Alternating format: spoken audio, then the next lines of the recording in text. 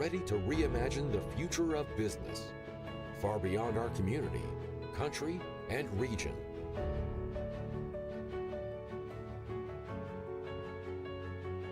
AUC School of Business, transforming minds, limitless impact.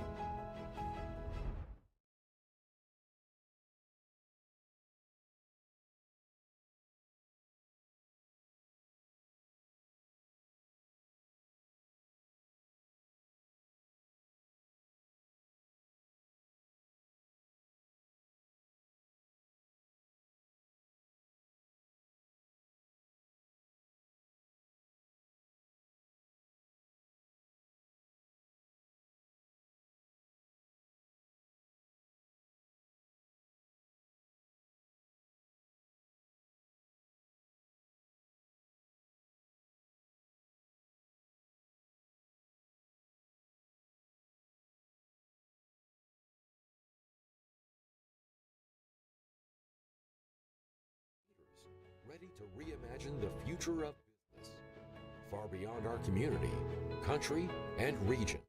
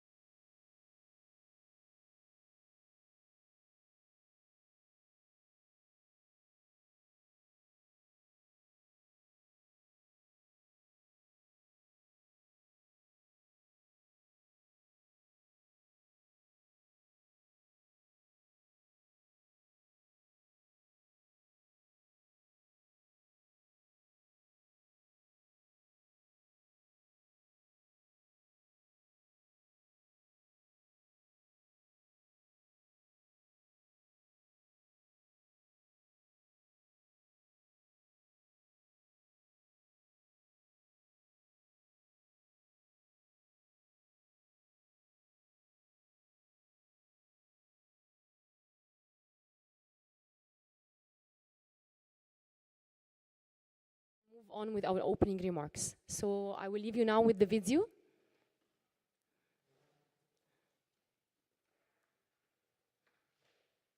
In an interconnected world, experiential learning is a win-win situation for students, corporates, and institutions alike. The use of case studies transforms theory into hands-on application, business success into personal growth, and students' perspectives from the confines of the classroom into a world of open possibilities. This is the core of what we do at El Hazendor Business Research and Case Center. KCC's ever-evolving mission seamlessly integrates real-world situations into the student learning experience, equipping graduates with the practical skills needed to excel and thrive in today's global marketplace. On the corporate front, KCC offers businesses fresh insights and perspectives from students on varied industry topics, while generating a pipeline of qualified prospect leaders for corporates to stay ahead of the recruitment competition curve. For over 15 years, KCC has carved itself a competitive niche as a pioneering leader in the MENA region, playing a significant role in the development of region-focused case studies, connecting businesses and students through industry-relevant case studies, as well as collaborating with major industry players on the local, regional, and global fronts. From offering case workshops, holding case-solving competitions, and hosting conferences to support participation in numerous regional and international case competitions, students are always engaged in the real world as it unfolds. Over the years, KCC has collaborated with leading pioneers of industry and academia. Its mark is significantly felt on the local, regional, and global landscape, and its influence growing far beyond AUC's borders to redefine the true meaning of tangible impact. I hope this gave you a flavor of what we do in KCC. Actually standing here in front of you all today, welcoming you to the inaugural edition of the KCC MEA Case Conference. Actually, this is not just a professional milestone for me, but rather a moment of pride, because if you would allow me to share with you my journey with cases in general. Actually, I have been first introduced to case studies when I was an undergrad here at the AUC School of Business. And then towards the end of my studies, like in 2003, we were dealing with cases on a daily basis. Then I started doing my MBA 2 years later, and most of the courses actually used cases. We even had our capstone project, like 80 to 90% reliant on case studies. We were requested to do a case report each and every week. For those who have attended the online session yesterday for the case teaching, we were asked to do the case report by force each and every week. And then, before graduating, I tried applying for a new job. They were at two big companies, specifically Shell for oil and gas and Orange for telecom. And the two companies gave me case studies as part of the recruitment process. I can still recall that for Orange, we were locked in a very big ballroom overlooking the Nile. We were 50 applicants. They gave us a very long Harvard case style. They gave us 2 hours to analyze the case and come and present it in front of the panel. Remember the old-fashioned transparencies that we used to use, and then we have it with the manual projector? This is exactly what we were requested to do. And then we presented in front of a panel, and based on our analysis, we were assigned to our roles. So the same case was given to everyone. However, the way each one of us tackled the case defined something about this person. Whether being strategic, into numbers, go to the finance and market and pricing, whether you are into business development or core development of new products for innovation. So just analyzing the case made us assigned to our roles. So this in itself was the start of case studies. Then few years later, I joined KCC. Back then, it was still in its early stages, only 6 years old. We had dreams, aspirations, setting strategies, where to go forward. And now, KCC is 17 years old. It was the first case center in the MEA region to be established. It was established with the vision of being the leading case center in the region, providing students from the region with world-class case studies because they deserve cases to voice their voice and to be representative of the region. And not only this, but also voicing our voice with all of the globe. And throughout our panels, we'll be having reflection on this, on how cases not only used by the MEA region, but also by people interested in our region. So since then, our journey has been truly remarkable. And we believe that education goes beyond the walls of the classroom. We want to bring the real life into the classroom and beyond just the textbooks that we're used to and students are used to. Today, KCC has developed more than 170 impactful case studies. We have launched an Arabic collection so that language would not be a barrier, especially that in our region we have more of the public universities in Arabic. We have had very strong partnerships with industry leaders such as Farco, P&G, Boston Consulting Group.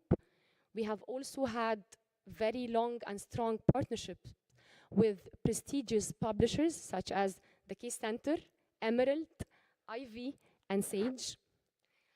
In addition to our continuous efforts that we want to produce cases and disseminate cases, we don't stop here. We believe that we have to have a fully fledged environment that supports case studies.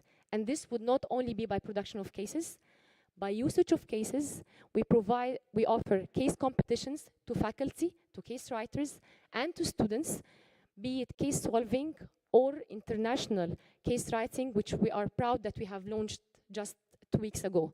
So we try to serve all of our stakeholders, being faculty, case writers, industry leaders, students at both the graduate or undergraduate levels, training companies. This is how we want to support the culture. Over the next 2 days, this conference is going to be more than just an event. It's going to be a reflection of what KCC has been advocating for the past years throughout its mission and vision, bridging gap between academia and industry. And this is not just the cliche that we keep saying, bridging gap between academia and industry, but the presence of such prominent figures like Dr. Shireen Helmi and more who will be joining us soon is a testimonial of how the industry is supporting us in what we're doing and how it goes 2 ways, not only a one way or giving to the education. Our first panel today would be bridging academia and industry, and it would be talking about how integrating real-world case studies into academic curricula benefit both parties, and how we can co-create value as academics as well as industry leaders. We'll be having Procter & Gamble representation, Farco, and EG Trans. In the afternoon, the second panel is going to be addressing how we can craft compelling case studies. We'll be listening from publishers and academics, and how this impacts the learning experience. Tomorrow, we'll be also discussing how we can create a shift in the mindset of our students through the usage of case studies. And we'll have a diversified panel by our alumni, academics, and industry leaders and consultants. Finally, we'll have people who have their hands on, or as we say, those who are in the kitchen, case center directors from prominent countries throughout the region. We are really privileged and honored that we have from South Africa, from Kenya, from Lebanon, from Morocco. Everybody is coming to share their challenges, their stories, how we can collaborate together, how we can work together so as not to reinvent the wheel, but rather collaboration, and how we can even serve the whole region. In addition, we'll have keynote speakers and other talks. So we truly hope that you enjoy this. And I would truly like to thank everyone who have supported this event, and it would not have been possible because, trust me, there are so much behind the scenes, and those who are into logistics, Michael is laughing because I'm sure that he knows about it, because everybody who gets into this can imagine the level of details that we try to keep attention to so that we have a good event. So please join me in welcoming the KCC, in thanking the KCC team. Thank you. The organizing committee led by Dr. Nermeen Shaheta and all of the team at the AUC School of Business led by Dean Sharif Kamel for their unwavering support throughout the past weeks.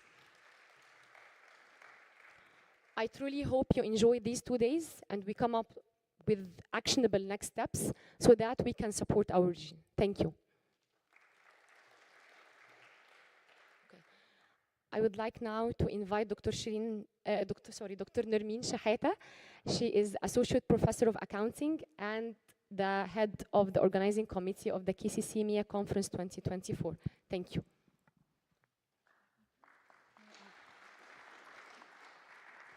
Good morning, everyone. As Inji has just said, I'm an Associate Professor of Accounting at the School of Business here at AUC. I'm also a former KCC Director, and I'm pleased to have led during the past period of time the organizing committee of the conference. Actually, having the inaugural KCC MEA Conference has been a dream that we've been thinking about for many years. Actually, and I'm so glad to have worked closely with Angie and my colleagues at the committee to have it finally coming true. We've launched also the KCC Fellowship. We've got 11 junior faculty members, PhD students, to support them for sharpening their case method writing skills, teaching skills, case method skills by large, so that they can be ready to have the cases used, write up cases at the very beginning of their careers. We're also delighted to have participants and speakers coming up from the MEA region, from many countries, and also representing several universities. So I'd like to welcome you again and congratulate our fellows and enjoy your 2 days. Thank you.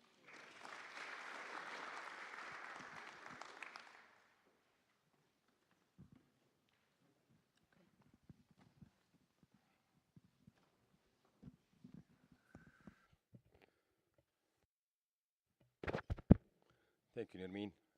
صباح الخير عليكم جميعا. Good morning, distinguished guests, faculty members, colleagues, ladies and gentlemen. And officially, I would like to welcome you to the Al Khazandar Business Research and Case Center MEA Conference. I think Angie said it all. I'm just going to share with you a few ideas and thoughts where we started, when we started, and where we are and where we want to be.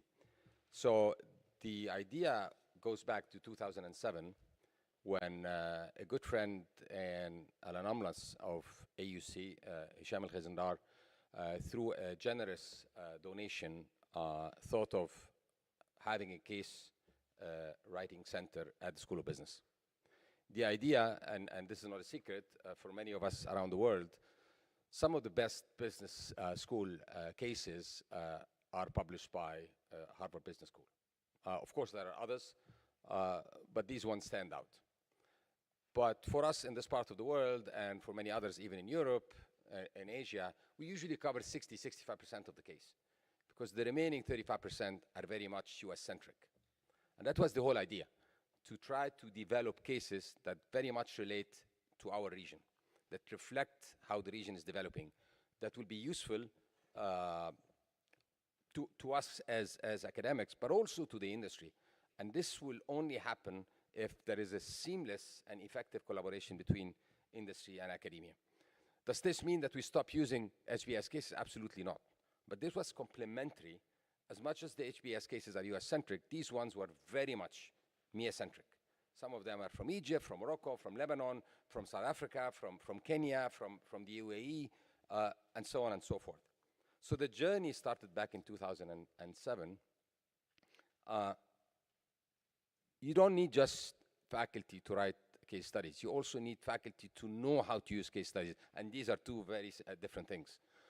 So it's not just a plug-in, but it's a methodology that goes into the classroom that becomes part and parcel of how the faculty are disseminating the knowledge and how the students are learning how to handle case studies, helping them to more critically think. And to Angie's point, this is exactly how she was sort of interviewed and early on in her career. And this is, by the way, being used by top consulting and other companies around the world. So we started off by actually developing the skills and capacities of our own faculty members.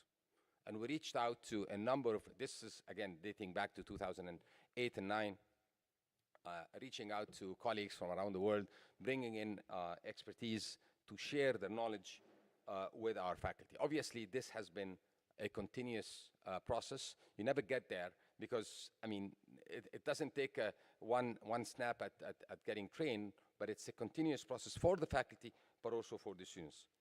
Over the years, as Angie shared and the video shared the numbers, I think we grew slowly but surely. Main case studies, mini case studies. I think one of the early moments of fame we had at the KCC was back in 2010 during the first Global Entrepreneurship Summit that was held in Istanbul, where KCC actually provided in a special edition, I believe maybe 6 or 7 cases for the MIT Innovations academic journal. And I thought this was the sort of the tipping point after that, we became more known and put a sort of a small step in our global footprint. So for us, again, I'm going to use a cliche that Angie used, which is not just bridging between academia and business, but bringing business into academia and taking academia into business. You look at the changes that are taking place in business education at this point, and the more closer collaboration between academia and business, the better future leaders are prepared for the future of work. And the future of work will require much more than what we teach nowadays in the classical degrees taught around the world in different business schools. So with that, I'm very pleased to have you all here in Cairo for the visitors. I hope you enjoy your stay in Egypt, but also for our colleagues in different universities. Egypt has accelerated in the number of universities over the past 10 years. We went up from 50 plus to 94.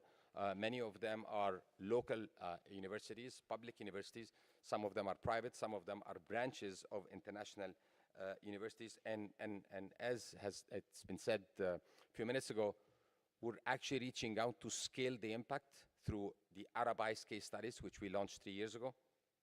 But we can only do that with the collaboration with industry. And we've been fortunate to have collaboration with industries, mainly in pharmaceutical, consulting, logistic, FMCGs, healthcare, journalism, and IT. And I think that's a very good start. I don't want to finish without acknowledging our partners, without also which we learn from, and they share with us their expertise. And I know some of them are present here. Unfortunately, some of them could not be with us due to logistical reasons, including, obviously, ACSB, the Case Center, thank you, Vicky, Emerald Publishing, Ivy Publishing. I have to say it, Ivy Publishing are not here because of visa issues. Unbelievable. But it is what it is. And had they come today, they would have been able to come. But they were coming yesterday. And that's the problem. And I'll share with you the details later if you're interested. And of course, Chapter Africa, Principles for Responsible Management Education, Prime, for all of them for their invaluable support. This, by the way, is a journey. We're still scratching the surface. Angie shared the numbers. I'm not keen on the numbers. I'm keen on the impact, the scaled, sustainable impact that we can have on our community. And what I mean our community in Egypt, but also, more importantly, our bigger community in the Middle East and Africa. I hope you enjoyed the conference, and thank you very much.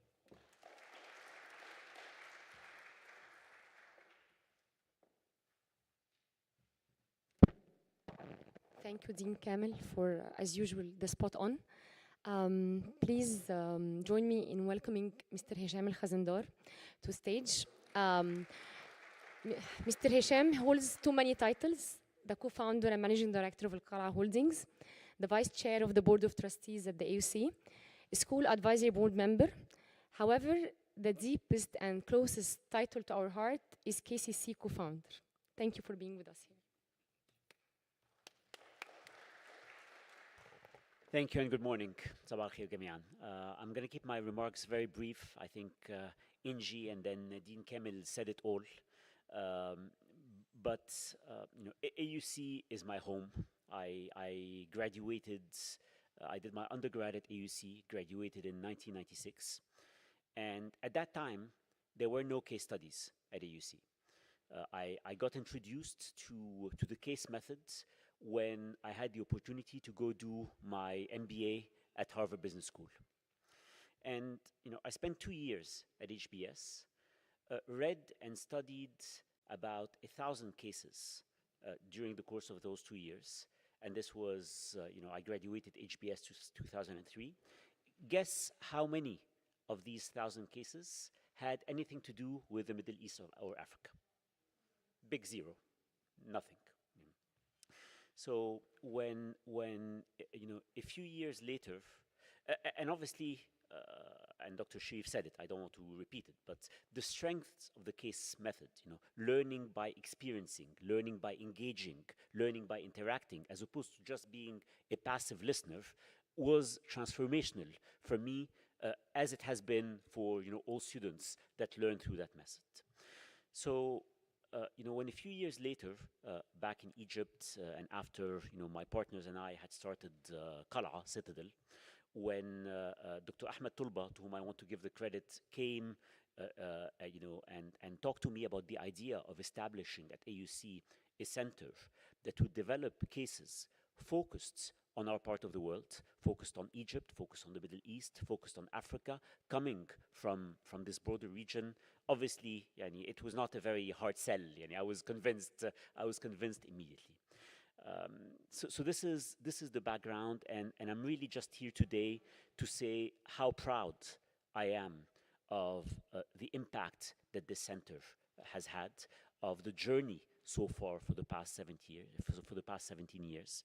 To thank Dr. Ahmed Tulba, to thank Dean Sharif Kamel for their continuous support, to thank Inji and her predecessors, who over the course of the past years have built this center. And as proud as I am with what's been achieved so far, the challenge is really to take this to the next step, to have greater impact. And critical to that is the kind of partnerships, the kind of dialogue that this inaugural Middle East and Africa Case Conference does today. So thank you to all the partners, supporters, and to all of you here today. We need to put our broader region on the map. There is fantastic success stories of entrepreneurship, of businesses being built. There is also stories of challenges to be learned from. I want to see KCC and other centers around the region continue to produce material that can broaden those experiences and share them with other parts of the world. Thank you very much.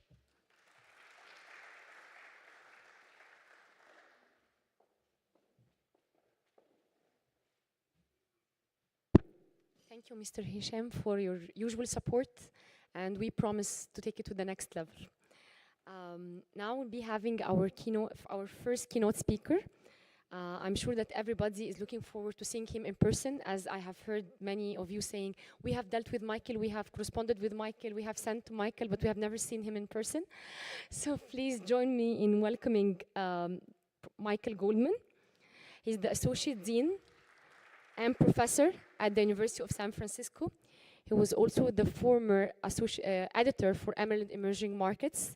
So that's why many of us have been corresponding with Michael, and he usually just asks for like 6 rounds of review only for his case studies, right, Michael? So we're looking forward to hearing from Michael about how to make and demonstrate a real impact of case research, regardless of the business discipline, so that we can, again, from the MEA region, represent cases that really shows success stories, and not only success stories, challenges, opportunities, and even failures of different institutions across the region. Thank you, Michael, for flying all the way from the US so that you can join us today. Thank you.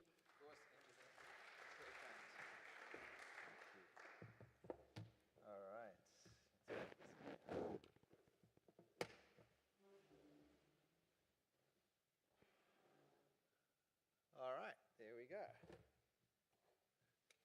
Does this work? Testing, testing, 1, 2, 3. This one? There we go. All right, thank you. Good morning. All right, the morning after the night before. Good morning. It's great to be back. It's really great to be back in Cairo. It's been too long. And so thank you for the invitation. Thank you for the opportunity to come and spend some time over the next 2 days, and really over the next hour or so, think about this question that may be on many people's minds. I thought it was really interesting in terms of some of the comments this morning about impact. That we've already heard a couple of comments about impact, and that's where we want to think about the pieces of this puzzle. So greetings from California. It is raining in California right now. Come out to San Francisco anytime, but right now it's raining.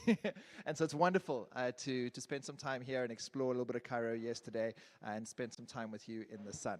What I'd like to do over the next hour or so is share a few slides, some prepared comments around these questions, but really have a conversation about how you feel about this topic and what are some of the core issues that we're facing wherever we sit within this case study ecosystem. right? Whether we're on the business side, whether we're on the research side or the teaching side or the student side, right? We're all thinking about this core question of impact, what this means for us in the case space. So let me click ahead here. 3 questions we want to play with over the next little while, right? And I'm going to suggest to you that the conversation will explore this idea of real impact. My Emerald days emphasize this idea of real impact. And Emerald Publishing has had this idea of an award around real impact for a few years. So we're going to explore, what does that really mean? I heard a comment this morning, we don't want to play with numbers, we want to talk about impact. Okay, so impact's not about numbers, it's about more than numbers. What do we really mean, right? How do we measure this stuff? Especially if it goes beyond the numbers, especially if it's a little bit more intangible. How do we measure it? Because we're in a business school, right? So measurement matters. And how do we then incentivize? And how do we then performance manage? And how do we make sure that all the different players within this ecosystem are moving in the right direction? So how do we think about measuring, especially for those who are thinking about promotion and tenure and those pieces of our academic lives? And then thirdly, again, with this promotion in mind, how do we demonstrate it? How do we demonstrate to some of our colleagues, to other parts of the ecosystem, what that impact is and how we play with it? So those are the 3 questions. I'm going to pop up here every so often and move the slides forward. So what does real impact mean to you? This is a participative moment. I've lost eye contact with half the room. All right, so what does real impact mean to you? When you think about impact, when you think about real impact, for casework, for any work. Real application? Real application, yeah. When you say application, to what? Theoretical and practical to real life examples. Okay, all right. So application to theoretical, so some kind of theory. And when we say theory, what do we mean? As academics, we throw that word out all the time. What do we mean by theory? Like a theoretical contribution? What's that? It's a framework, a conceptual framework. Okay, some kind of explanation, some kind of conceptual framework. How we understand the world we live in. Okay, so real impact, we're hearing, could be theoretical in nature, helping us create a better explanation for the world we live in, how stuff happens, and how do we improve the things that happen. But then also some kind of practical implication. Practical in terms of business, practical in terms of how organizations operate, how we lead in times of huge disruption and change, right? You've heard about this thing called ChatGPT and generative AI, right? 2 years ago, were we talking about that? Yeah? Can you remember the world before ChatGPT? It's not that long ago. It's not that long ago. Google, sure, right? When we used to Google everything. And now Google's really worried because we're no longer Googling everything, we're just asking ChatGPT. The world is changing so quickly. Geopolitics around us, right here, changing so quickly. The way organizations operate and the ecosystems and value networks that they find themselves in, changing so quickly. Yeah? So real impact might, for some of us in this room, be how do we make sure we're influencing practice? So theory, the explanations, right, that help us work out what the hell's going on around us, right? And then practice, how do we actually make the decisions in an organization to move us forward? Is that what real impact means to you? What else? Can we say impact is a continuing influence, longevity of the idea, its stability? This is impact. When you say something has a big impact, that means it has lived for so long and it still has its value. Right. And maybe that's part of the sustainability question here, depending on how we define that term. Right? It's not just a flash in the pan. It's not just a quick overnight thing that then goes away. But it's having an ongoing impact, a more sustainable, continuous kind of impact. Right? Influencing beyond the next few days. Thinking maybe about generations. And the teachers and the educators amongst us, right, know that part of the reason that we do this thing is to influence the next generation. Because Because we throw those words around all the time, right? We talk about, developing the next generation of business leaders. Anyone got that on their website somewhere? Everywhere, right? But what do we really mean when we talk about that? So real impact. So today, what we want to think a little bit about as we get going is this idea of case research, the thing that I suspect brings most of us together, and impact. And what kind of impact are we trying to facilitate today and tomorrow through this casework? What does real impact mean? So we've heard a little bit in the room. Let me share with you some examples of what real impact could mean. Because I think part of what the challenges of the next 2 days is thinking about the scope of that impact. We've heard some pieces already this morning. Let's see what some of the additional pieces are.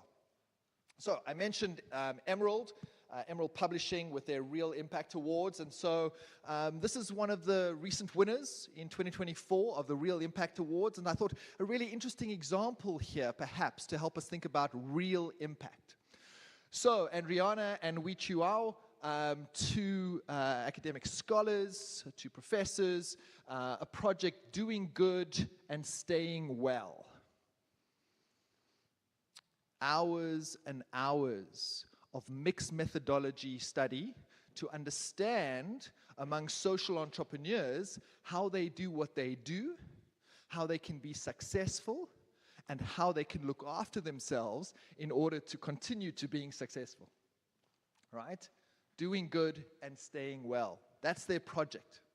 And what the award recognizes is the way in which they facilitated that kind of impact through a few things. Number one, an academic article, right? Peer-reviewed academic article in the Journal of Social Entrepreneurship. Anyone published in the Journal of Social Entrepreneurship? Looking left, looking right? Next week.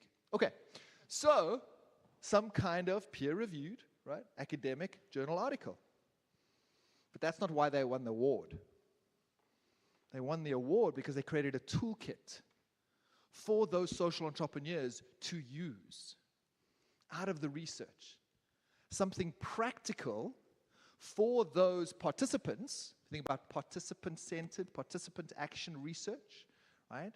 Let's not just use people to give us data, but actually work with those that we are researching with. Yeah. So there's the academic piece, and then there's the toolkit.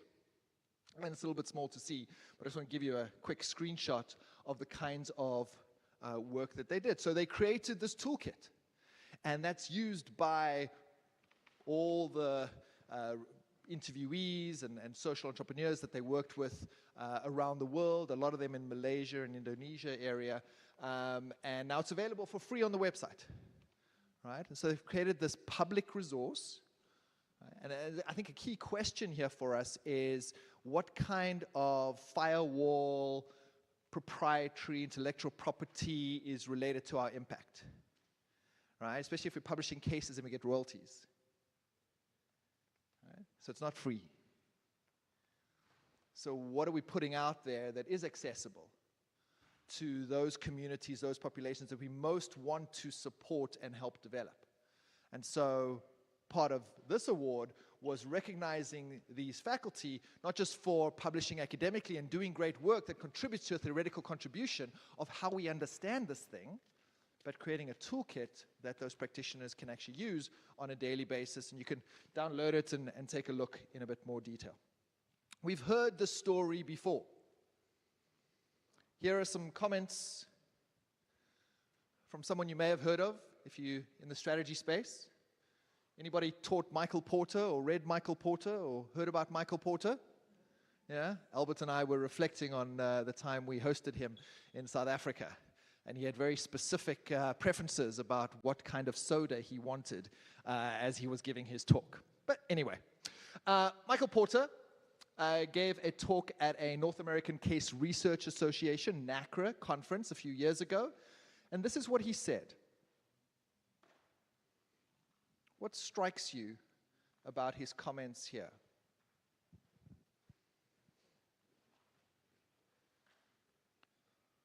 What's interesting about his comments? Yes. This is what we are doing now. Right. So Michael Porter talking about case studies, that's cool.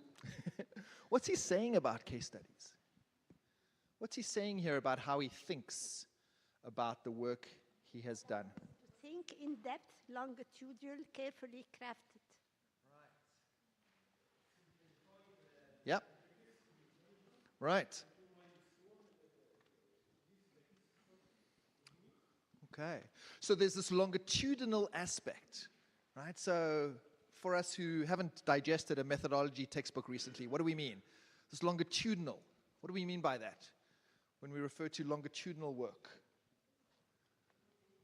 Over a period of time, right? This is not a quick once-in-time cross-sectional survey, jump in, grab some data, get our stats friends to do it, and then we run away, right? This is spending some time with the organization, getting deep, getting close, right, with an organization or a few organizations. And then this question of, well, what are we really interested in? We're interested in the complexity and the difficulty of those organizations. Those complex, tough questions, right? The stuff that requires multiple perspectives. Thank you. What I find interesting about this comment is, and I had the privilege of studying under Michael Porter, is he talks about models, right? And he was the king of models, right? Strategy models, competition models. But he says models on their own are not enough. You need case studies to bring these models to life. To bring to life, but also, thank you, bring to life, but also to help us craft what the model is, right? And to think of, oh, thank you, that's very kind. To think about how do we abstract.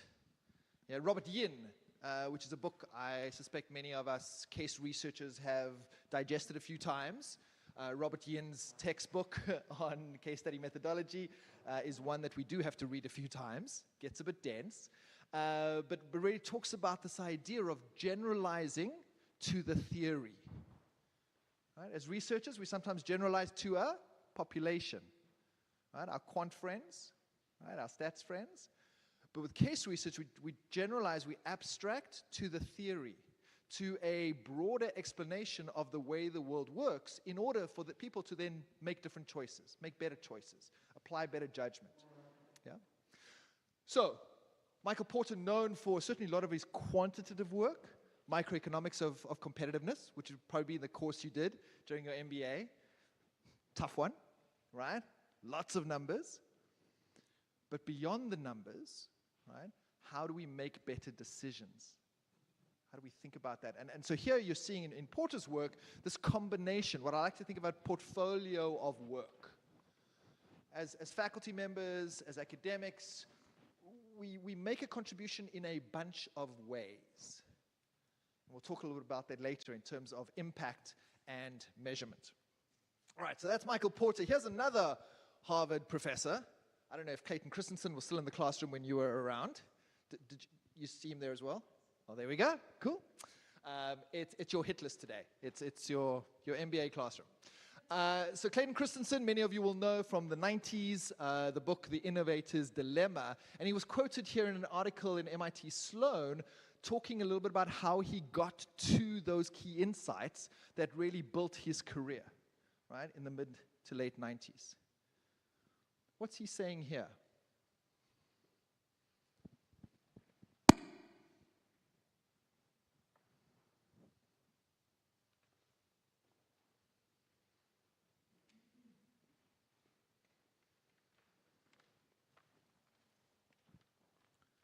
What's his reflection on how he went about doing what he did? Yeah, Nami? The data alone would have never generated those insights, so we need a story, so we need the case for that. The data alone, we need the stories, right? It wasn't until I went out to Silicon Valley, hey, California's cool, and spoke with executives in the space that I fully grasped how incapable incumbent leaders are of responding to disruptive entrants. How do we find that out as researchers? Yeah? And recognizing that some of those other methods may not provide a complete picture. Again, there's nothing wrong with them in themselves, but it's about getting a complete picture. how do we make sure that the knowledge that we generate, right, which is part of our roles, generation and dissemination of knowledge, right? How do we make sure that that's true, that that's complete? Yeah? Testing is the knowledge you have, you mean? Yeah? Testing it in different contexts. If you don't have this disruptive entrance to it, I can't to know the reality of my data or knowledge we have. You have to test it. Yeah, test it in different contexts, right? Does it work in this context? Does it work in that context? How are we looking across cases? For both Porter and Christensen, right? It's recognizing that you go deep into one. Think about a lot of our strategy and leadership work from the General Electrics of the world and General Motors of the world, right? Developed through deep understanding, where they write a book about one organization and spending 10 years in that organization, to generalizing across multiple cases, yeah? And therefore developing explanations and theories that are more generalizable, more universal. Okay, so we're seeing this combination in method, this combination in approaches. Here are some other recent examples. Our friends at the Journal of Marketing, anyone published in the Journal of Marketing? My marketing friends? Right. So the editorial team of the Journal of Marketing expressing a challenge about this question of thinking and doing. We heard about the bridge. We heard about academics and practice, right? Theory and practice. It's always this dichotomy of these two things, this binary choice. Well, actually, how do we bring it together? And so the editors here in this editorial talking about using multiple ways of both doing the work and then where the work goes. So doing the work in terms of method and research, and then publishing in a bunch of places, in a bunch of ways. For me, I think it's all about moving from the output to the outcome. And many people do not make the distinction between the two, and there's a huge distinction between the two. Right? Output to outcome. So the output we might think about as a publication. And how many of us in our academic careers, thank you, how many of us in our academic careers think that that is the end point?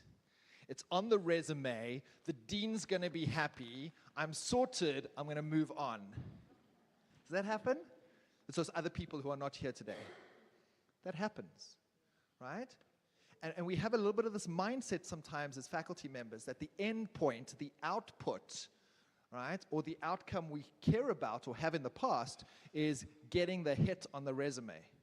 Getting that line on the resume. Woo, it's published. We get the acceptance letter, right? Put on the resume and move on. No. That's the start. That's the start. If you reframe it as getting the thing out into the world in at least one way, could be multiple ways, getting that work out into the world is a starting point. Well, then what's the outcome you're interested in? That kind of impact, which we heard practice and theory, right? Well, then publishing is just a starting point, not the end point. Therefore, what work do we have to do? The work is not to do the research and publish the case and then move on. The work is to do that and then do what?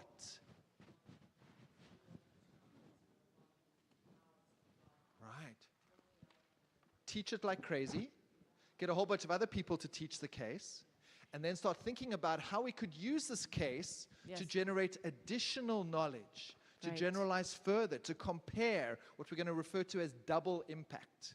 Right? Which is really interesting. Some of our colleagues have really cracked this idea of double impact, which is, again, potentially an interesting way of thinking about impact. Yes?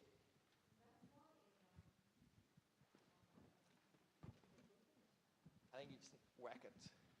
There you go. That's why even in the research we have the practical implication. Yeah.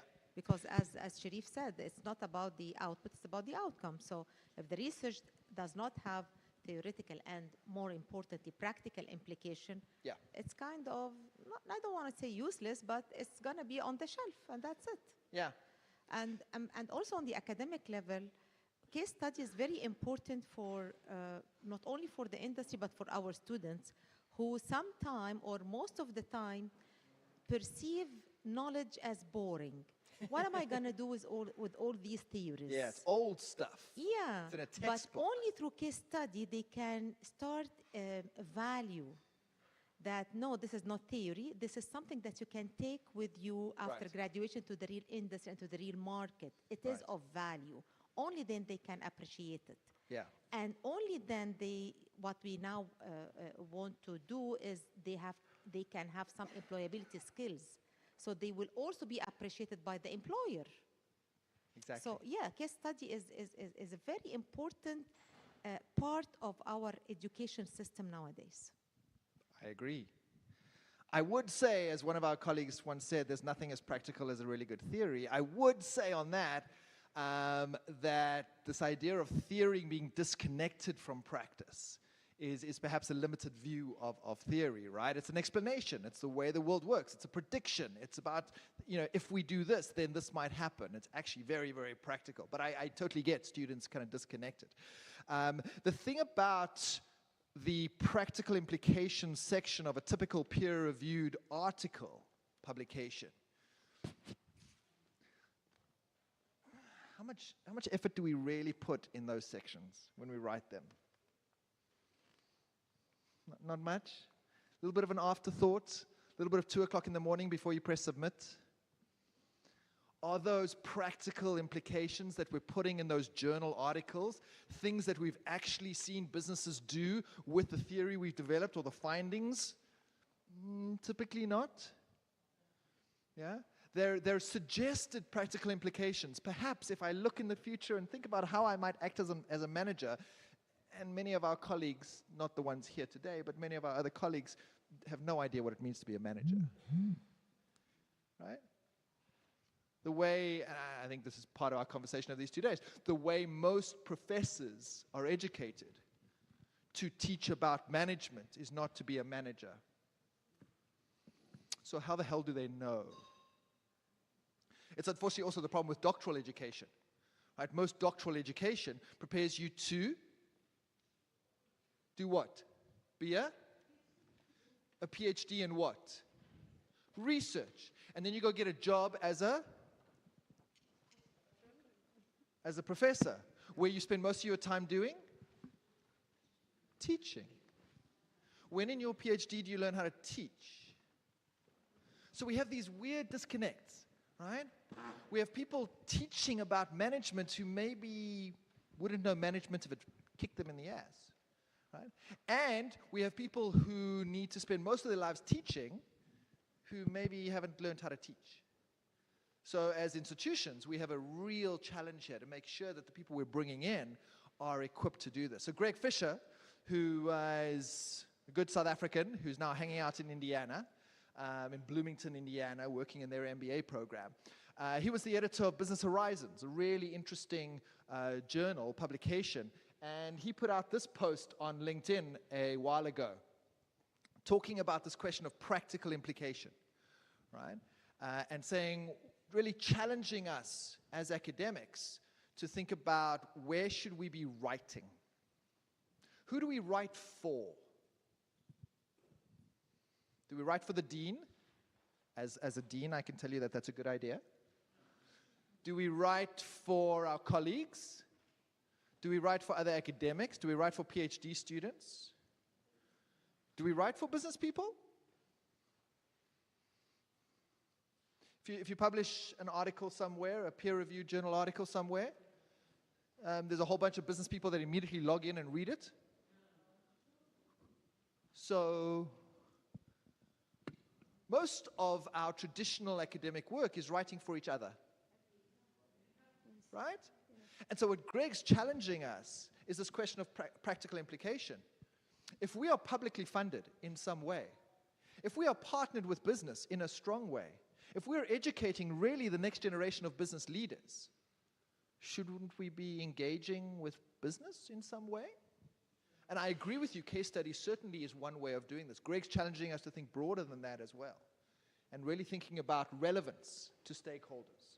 How do we make sure that the work we do is relevant to the stakeholders that matter in the ecosystem that we're playing in?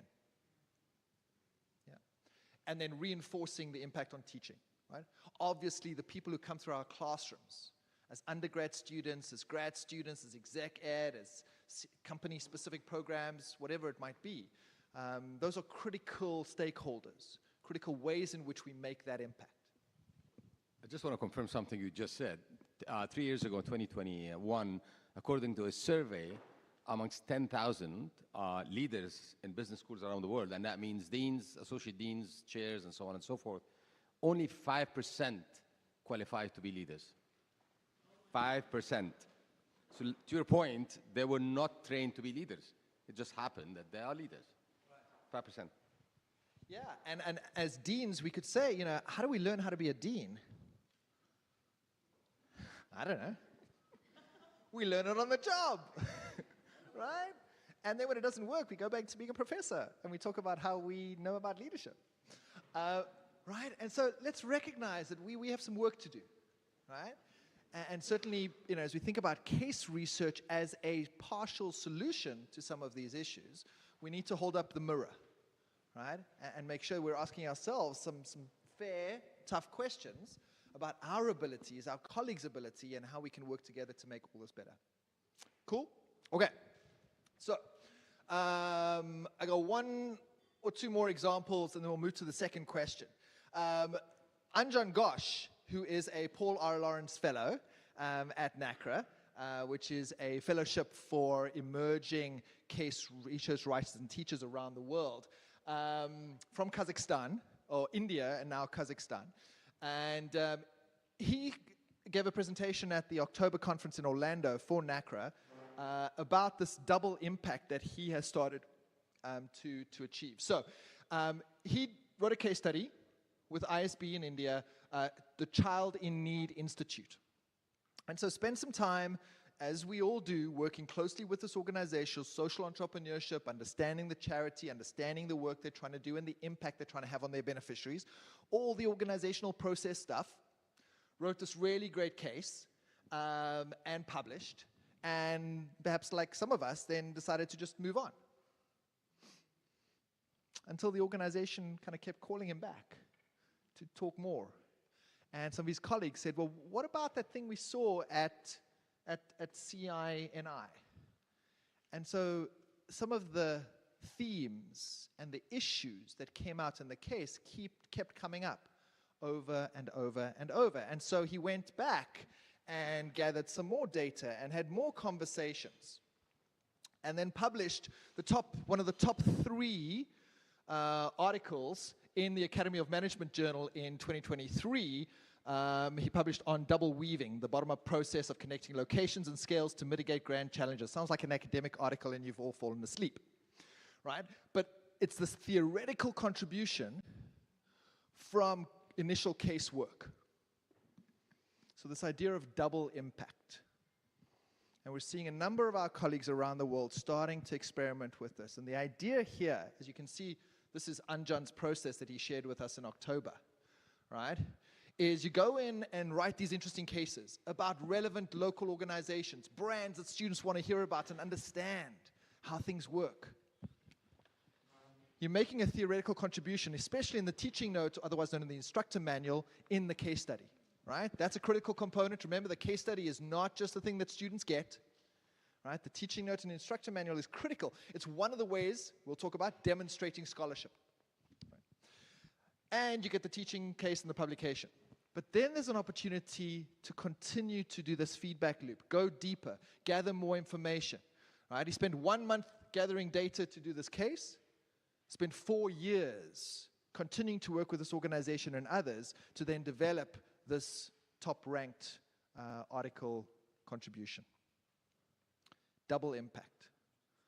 Anne Lawrence, for the Paul R. Lawrence Fellowship out of San Jose, did the same thing with the California Management Review article, where she published a number of cases over a few years in the corporate social responsibility and ethics space, and then took that body of work. She didn't have this idea up front, but she looked at this body of work that had been done by her and a few of her co-authors, and then analyzed that to generalize to the theory.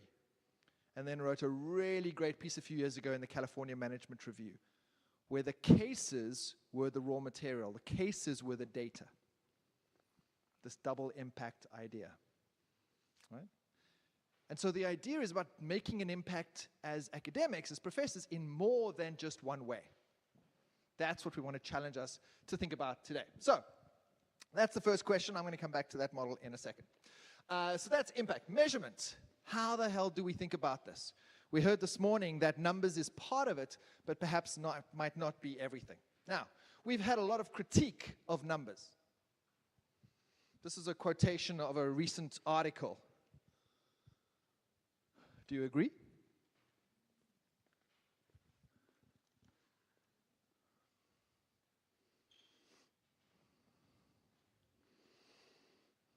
Albert's not sure.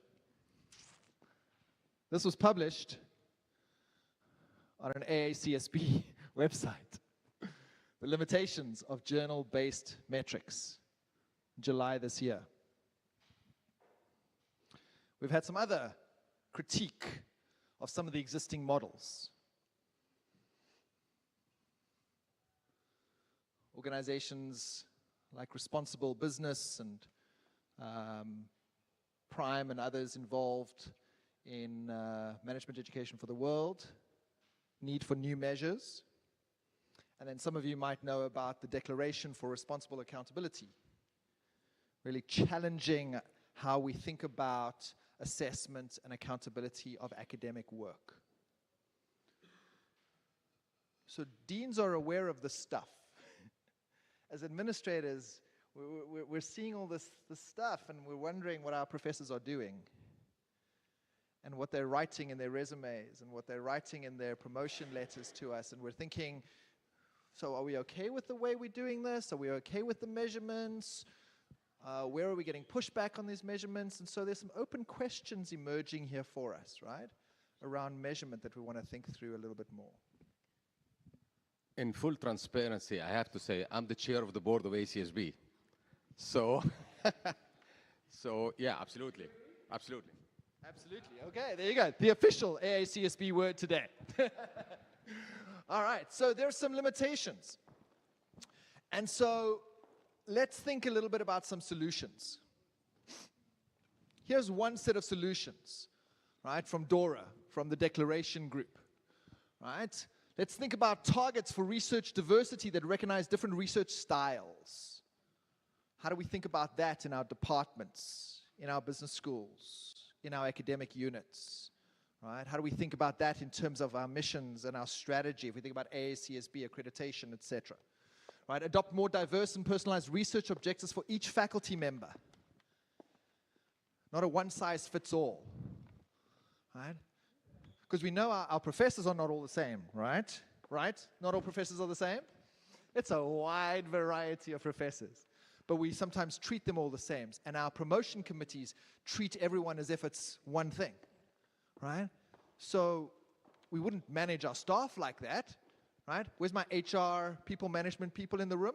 Leadership, right? Is that how we manage our people in the business? We treat everyone the same, right? Emphasize research with multidimensional impact. How do we make impact in a multidimensional way? Different types of impact. Change faculty classification. To incorporate a wider range of scholarly outputs. And we'll talk about this in a second in terms of AACSB's July update on the standards. And give the highest prestige to those who combine academic and professional engagement. Who are the superstars on campus? Who are the professors we make a big noise about? Who are the professors we give awards to, and why? As administrators, we have a little bit of influence here. Right? I chair an annual research award, right, in the college that I'm a dean. I get to decide what those criteria are, right? And then professors have to jump through the hoops. So it's quite a lot of influence, right, in directing the kind of thing we'd like to see. And so an opportunity to think about, well, what do we really want to see? And what's important? And I hope for those of us that are aware of the AACSB process, we're thinking now about mission and strategy. Again, not a one-size-fits-all. So there are some solutions emerging here that we can think about. Here's a model as well from DORA to think about a process for us, for our campuses. It's thinking about moving from a foundation to a scaling, right? So kind of a three-step process in terms of the columns. You might call that the x-axis. right? But then also, what are we changing in terms of these things on the y-axis? And it's the first one we want to focus on here, right? The standards for scholarship. How are new definitions of quality scholarship formulated and applied, right? What are those new approaches? And give you a little bit of a deep dive here, a little bit too much text on this slide, but you can see if we deep dive into the toolkit, and this is all available for free on the Dora website, you can start to see here what are the ways of thinking about those metrics. Which numbers matter? What things can we quantify? What things can't we quantify? But then how do we somehow count it? So this is some of the work we need to do around measurement. We mentioned AACSB. Some of you that are involved in that process will know that there's a July update, July 2024 update to the 2020 standards. These are 2 screenshots you should know well. Right? But let's remind ourselves the context of this framework, right? High quality, impactful intellectual contributions. Over time, mission consistent, collaboration with external stakeholders, timely knowledge that informs theory, policy, and or practice. You can see a few areas, right? A portfolio of intellectual contributions. Not just, exactly, yeah? And I'll show you table 8.1 in a second, right? Not a one-size-fits-all. And there's sometimes this belief out there in business schools that AACSB is a one-size-fits-all. No, there's no one-size-fits-all, right? It's based on mission, based on strategy. And we know we've got these different types of scholarship. And I've seen schools frame case study contributions, peer-reviewed, well-researched, internationally published case and quality teaching note or instructor manual, contribute in all 3 of these, not just the third. Third is kind of easy and obvious, right? But there's application opportunities, right? And there's theory development opportunities, like we spoke about the double impact. So we can make a contribution in a few ways. And here is that famous table 8.1. The key challenge for us is the stuff on the right. What are some of those metrics? What are some of the metrics we should be thinking about? So yes, we definitely want to know how many cases, right? Is that improving? Is it decreasing, right? What kind of areas? Individually, number of downloads and sales. And here, I think as professors, we need to be a lot more insistent with our publishing friends to make sure we get the data. It's a non-negotiable. How many downloads? When? Where? How often? Which universities? Which courses? Which professors? And if our publishing friends don't have that data currently available, then we need to help them get that. Some of it we can do informally, right? So Maria Ballesteros-Sola, who she's at CSU Channel Islands in California, in Southern California, co-author of mine. We wrote a chapter on the future of the teaching note, the instructor manual, and we spoke about this idea of a live teaching note, where some stuff exists on the web and it's live content, and it's an opportunity for anyone who's teaching that case to interact with us as the authors of the case, as they're preparing to teach it, or after they've taught it, and provide feedback. One of the great benefits of that, right, certainly with some of the cases I've published, is I know which professors are using that case, because they're telling me. And they're giving me feedback about what students are thinking and what works and what doesn't. And that can help me with version 2, version 3, version 4. Although we know our publishing friends don't always like version 2, version 3, version 4. Right? But again, it's a start. Publishing is the start, not the end. How do we keep a connection to the people who are actually using those cases in the classroom? Usage characteristics. Yeah, we want to know who's using those cases. Right? Levels, exec ed, undergrad, MBA, what kind of courses, feedback descriptions, evidence, all of that is really useful, right? When we have to fill out this. Because it's not just this table at the top here. where we can put our 20 cases, 30 cases, 40 cases. This is really important. How do we help our administrators fill out this table? Our publishing friends can help us, and we need to do that as well as case researchers and writers. Okay, a couple of final thoughts here as we wrap up around demonstrating impact. We've spoken about some of those pieces. This framework we want to spend a little bit of time on. It's a 2x2. Takes me back to when I was teaching MBAs last, right? There's a 2x2 framework here, an X and a Y axis. Scale of influence, and then new audiences. So again, thinking about what are the new audiences that we are influencing through our work, and what's the scale of that impact. So this is where we start, right? Journal articles, published case studies, etc., etc. But what about the teaching opportunities, collaborate, advisory roles, working in the organization with those case studies, getting the protagonist in the room when you teach the case study, right? And then debriefing with the team back at the business for a version 2 or a version 3, etc. Thinking about, what roles can we play within society, influencing policy. Our governments need us. Our governments need us. Right? There are some very tough public policy challenges being faced right now. How are we part of those conversations? And then thinking about some of these additional contexts. So here's a 2x2 that helps us think about the scale of influence and the new audiences. And if I was looking, as you'll see in the next slide, for a promotion packet for a professor who wants to get a tenure position or wants to go from associate professor to full professor, I want to see a bunch of these areas, not just the bottom left-hand corner. So it's not just for AACSB and how we as a business school get accredited or ranked or whatever, but it's also how do I help my professors move forward in their careers? So we're aligning some of these incentives.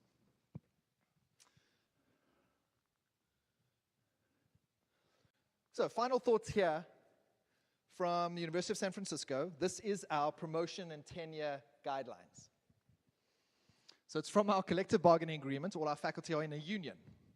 So we're management, my union friends, right? I'm management, and we engage with the union of faculty. It's a different model. But in the CBA, the collective bargaining agreement, it lays out very clearly what faculty need to provide. So you can see a little bit of an intro there. Here are the 2 paragraphs that really matter. So what would a great promotion packet look like that would demonstrate the real impact in a measurable way, in a demonstrable way, to convince me as the dean to give that person tenure or promotion? As one level of thinking about this. What would that look like? This is what the contract says. What kind of things would I need to see? Any thoughts? What kind of things would I need to see? What are we currently putting in those promotion packets, right, as we work with our deans and our departments to move forward in our academic careers, whatever that promotion process looks like? What are we typically reporting on? What kind of impact? Which publications, where it was, right? Some citation scores, some Google index scores, right? Some of those metrics. What about cases? How do we report on that? We just list them? Yes? Is that good enough? The points we addressed earlier. Right. And so that's what we want to be seeing here. So we think about it as an institution, but we also think about it individually. So here are some final thoughts about the kinds of things individually that you may want to think about in your career as you move forward. One is mission alignment. How is your work aligned to the stated mission of the business school? Because that's what the dean's got to write, right? And he's got to report on that. So how are you positioning your work to fit into that? That's how you get support, right? That's how you are part of the narrative, part of the story that the institution wants to tell.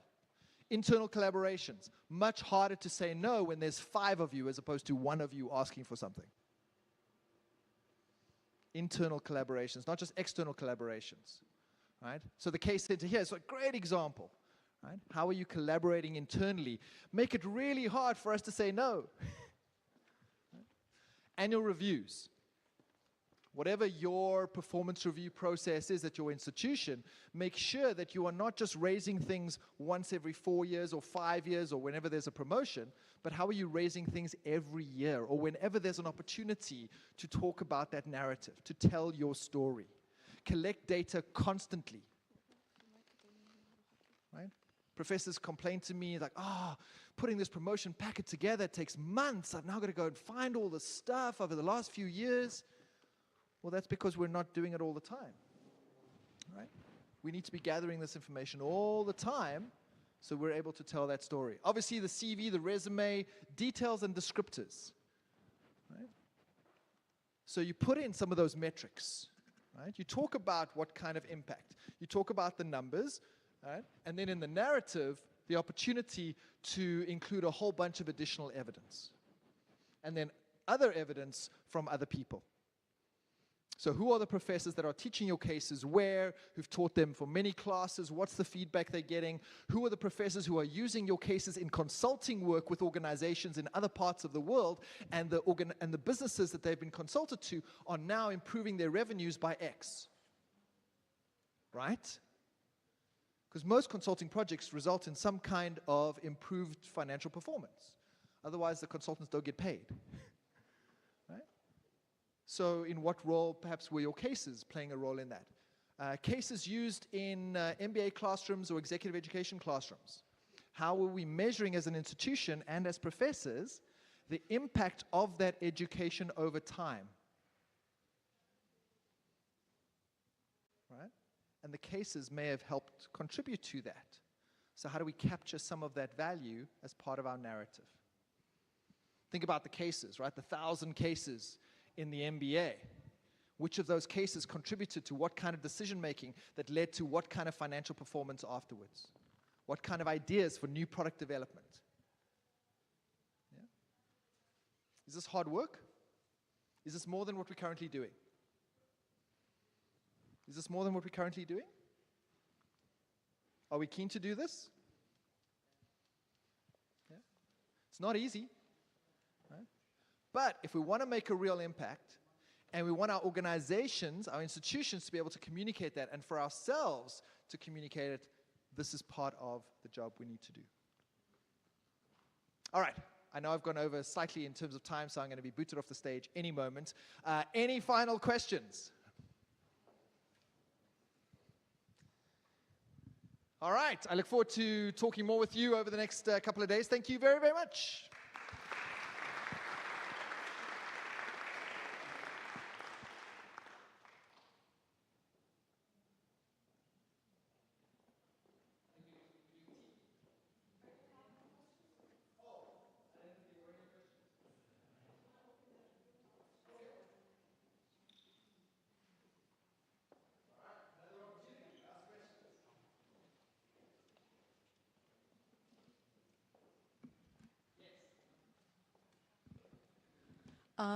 So based on where we sit here in Africa and Egypt, do you think that the issue between reaching theory, you know, there's the general to the specific and there's the specific to the general. Do you think it makes a difference of where you are sitting in the world? I mean, you're in San Francisco. Does it make a difference where we are? Because our specific is very specific. So our international business friends will debate the value of context, right? And institutional voids and other issues about how much it's really different.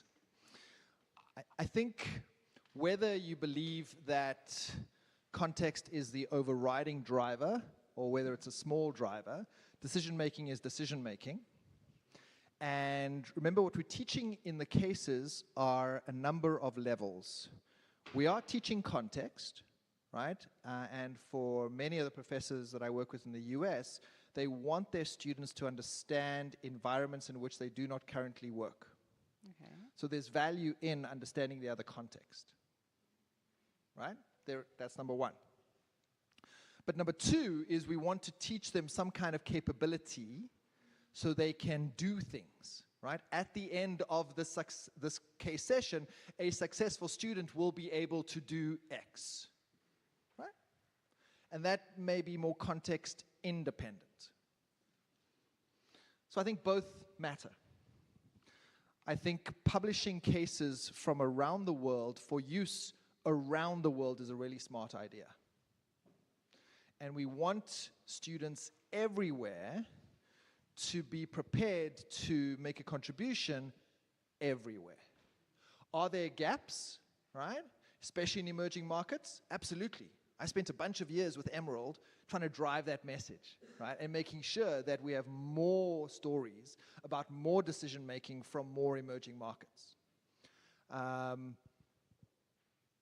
think you want to make sure that professors have a substantial choice of tools to facilitate learning in the classroom.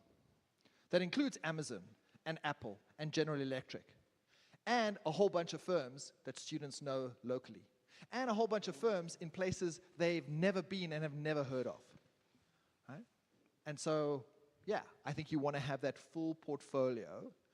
I think in terms of the research piece, it depends if your research is in the context, the phenomenon, or in the theory, right? In that T, right?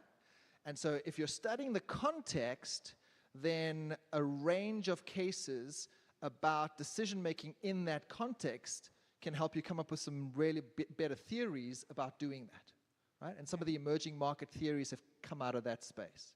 But then there's also the discipline theory, right? How do I do marketing really, really well? What is customer centricity? And that may be context independent. So I think both of those are relevant. Thank you. Cool. Yes.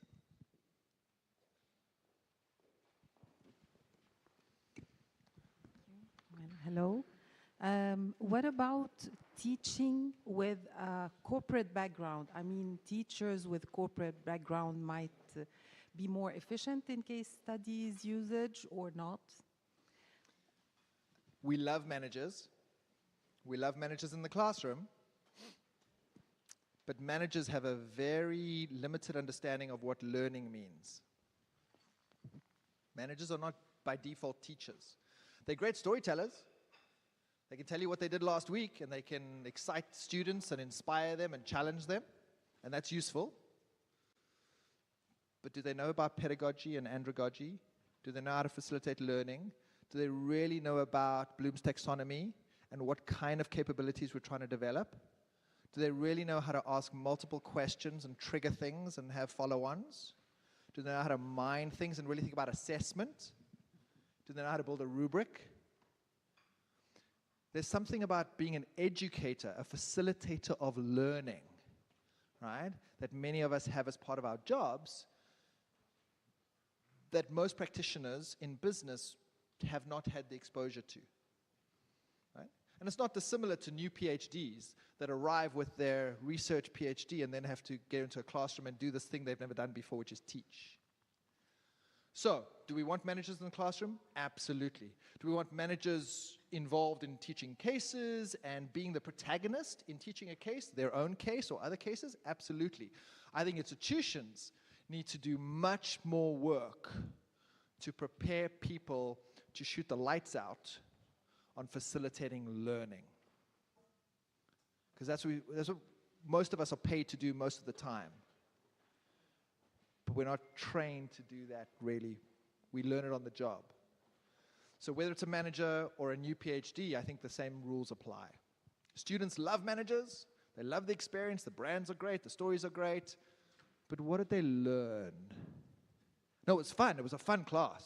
Those stories were great. But what did they learn? What can they do? And how do we know? Right?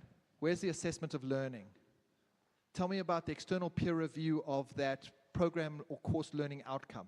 Tell me about the quality of the syllabus or the course outline. Tell me about which theory base is being applied and how much updated theory from the last 5 years are being woven into the course content. No idea. And you don't expect them to know that, because that's our game. It's not their game. So how do we prepare them to make a real contribution in the classroom, understanding what they bring and what they don't bring?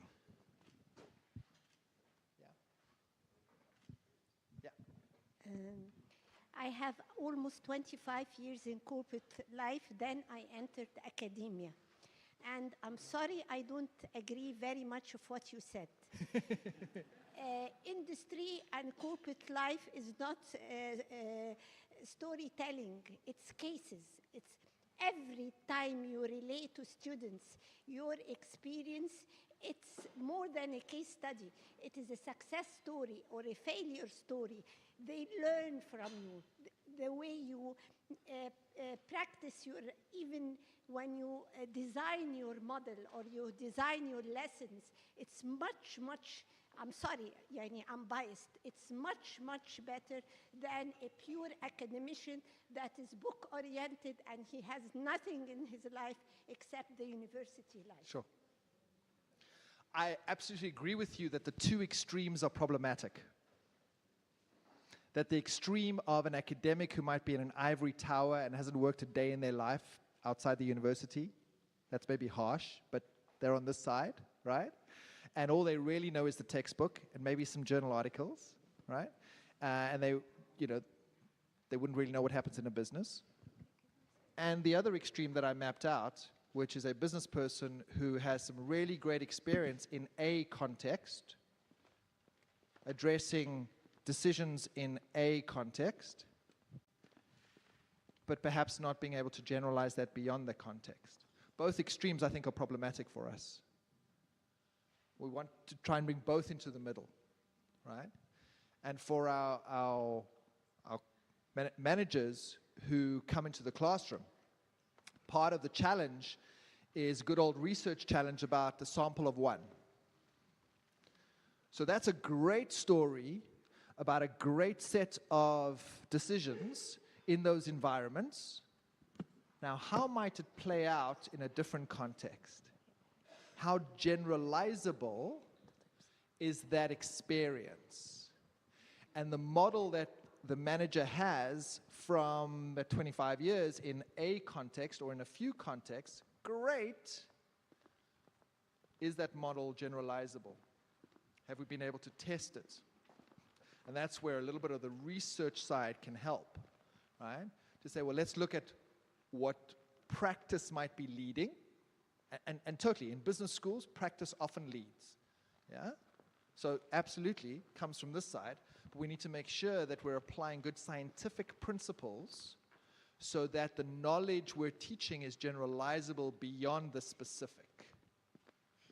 So the specific management experience, great. How do we broaden that so that the truth, the knowledge is applicable a little bit more wider? So I agree with you that these two extremes, we want to bring them together and have a team here that makes that more middle contribution.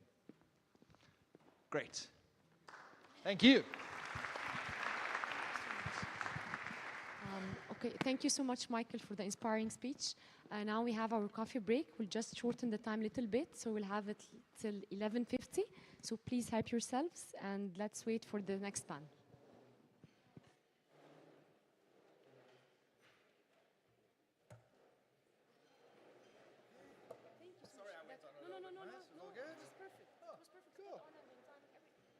Great, thank you.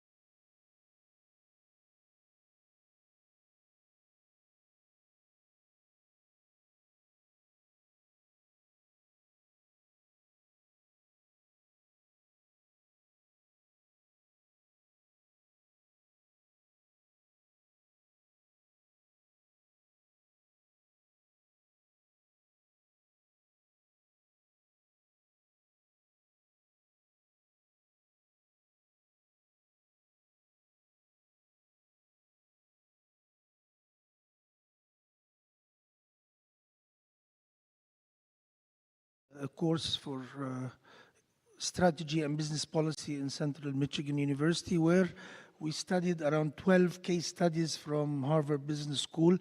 And this was very enlightening to me to see how Anita Roderick, the body shop lady, went to her kitchen with 10,000 sterlings and started something that made a change. We learned in the MBA also Sun Tzu and the Art of War, McNeely and the Art of Business. How can we do things while others are doing other things? So this was something very motivating to me. So as all we know all that COVID, the first year 2 million people passed away from COVID-19, while every year 1.5 million person dies from hepatitis B and C.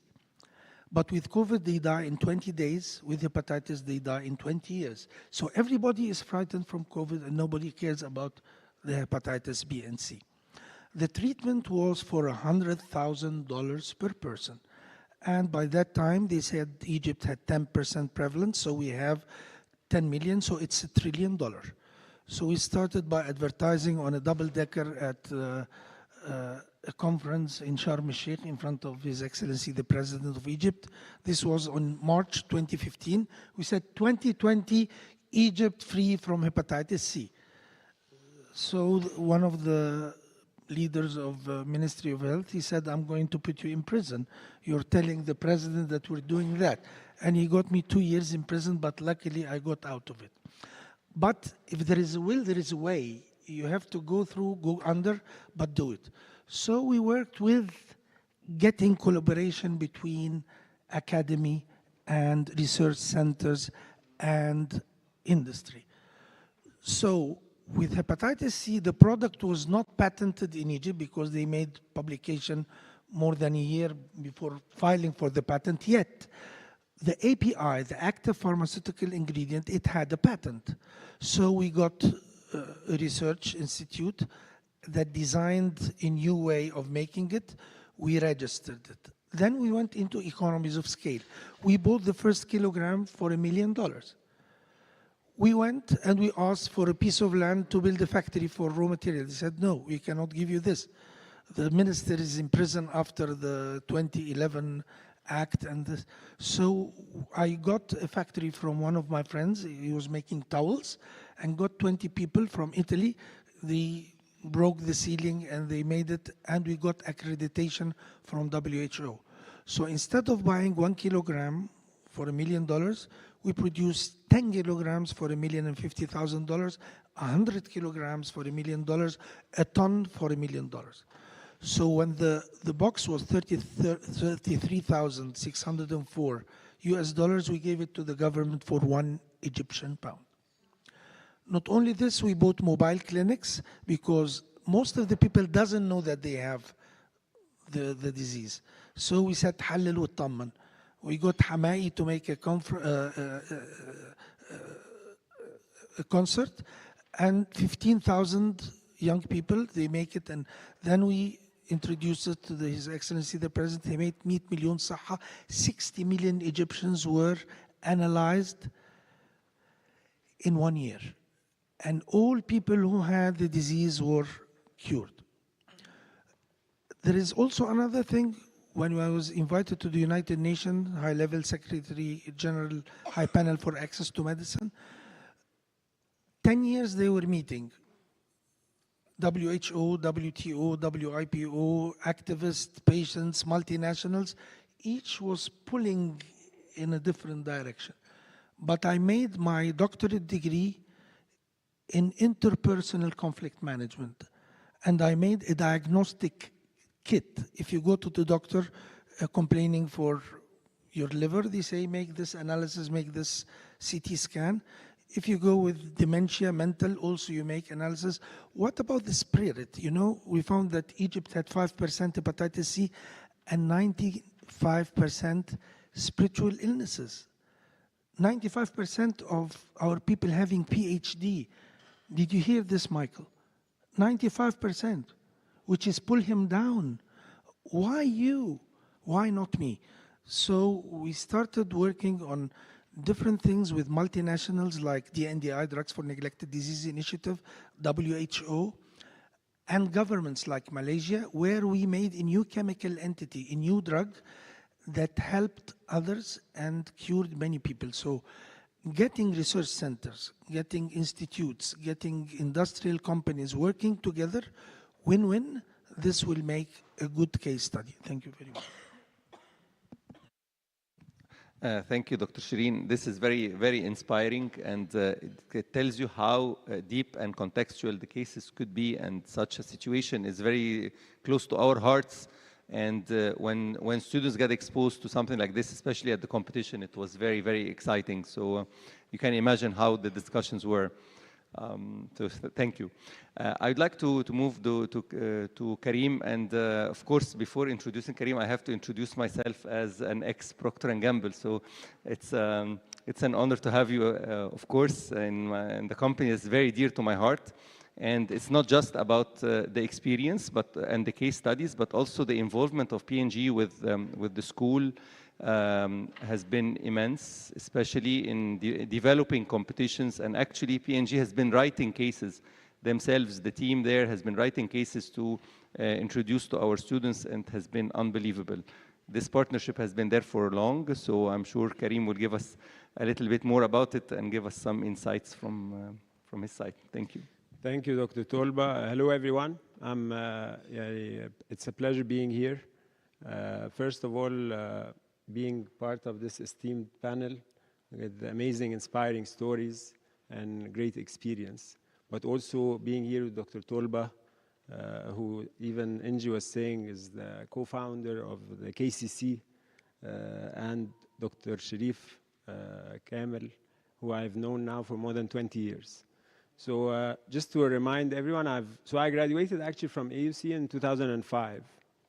And part of the things that I loved about P&G is that they did not look at my academics only.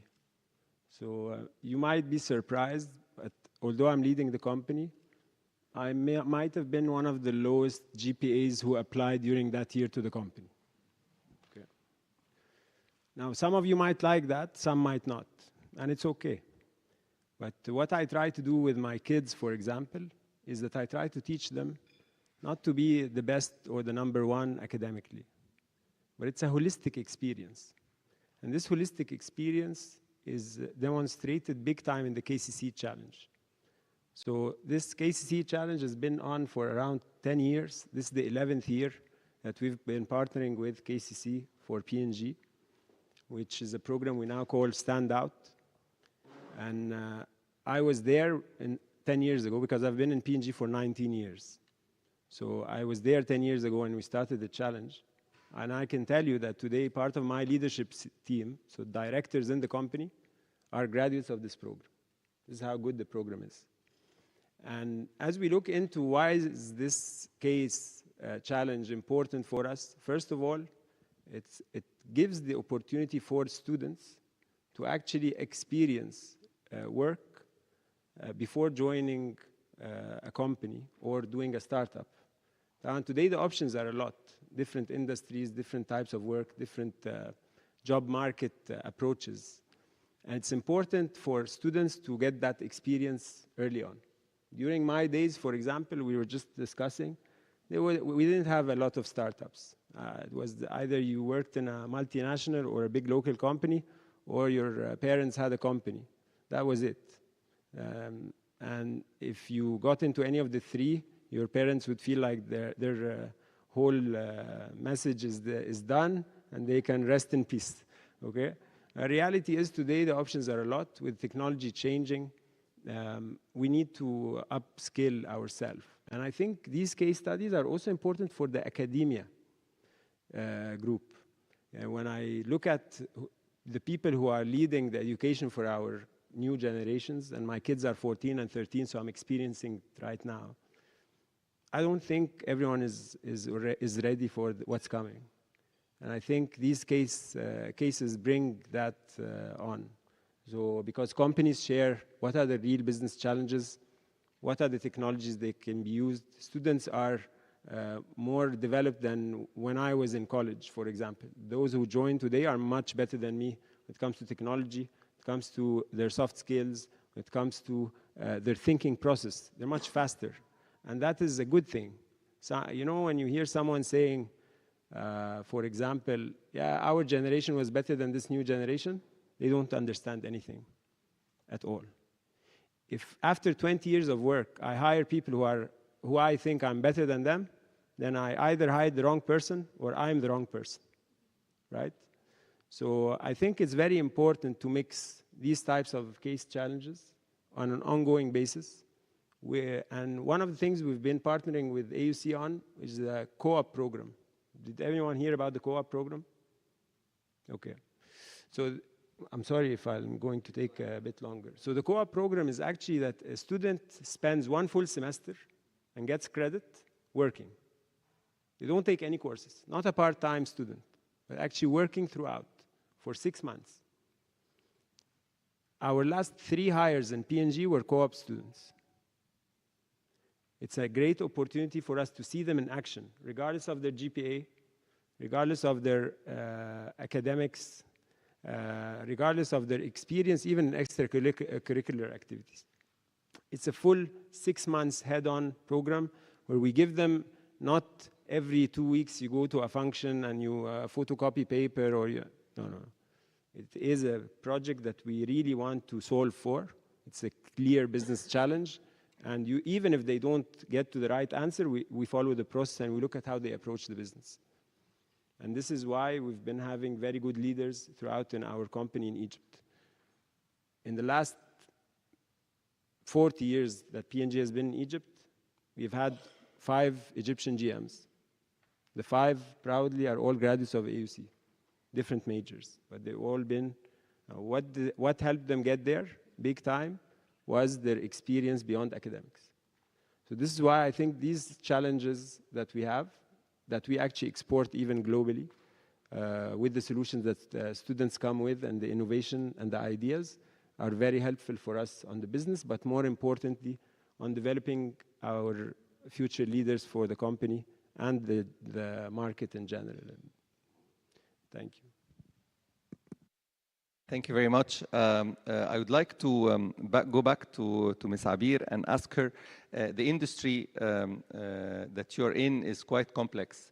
And how do you see 2 things? Number one is how can we develop more cases in a B2B context? And number 2 is how can you benefit from that as well? How can we utilize the usage of the cases and complete the cycle of the impact? Well, I think that there are several aspects that maybe are outside of the usual everyday case. For us as a company, one aspect, of course, is being in a B2B context, which requires a different level of connection with our customers. It's very much long-term relationships. At the same time, we're a listed company. And so I think that that's also maybe something that is not as often covered in many cases, because it involves stakeholder, analysis. I mean, if I go back to our case and the succession, it was very much about managing the relationship with so many different stakeholders, beginning with the board, beginning with the shareholders, the employees internally, the customers, the international also community, because we operate in a business that depends very much on our relationships with external parties outside of Egypt. So I think it's important to have that diversity of cases for students to be exposed to.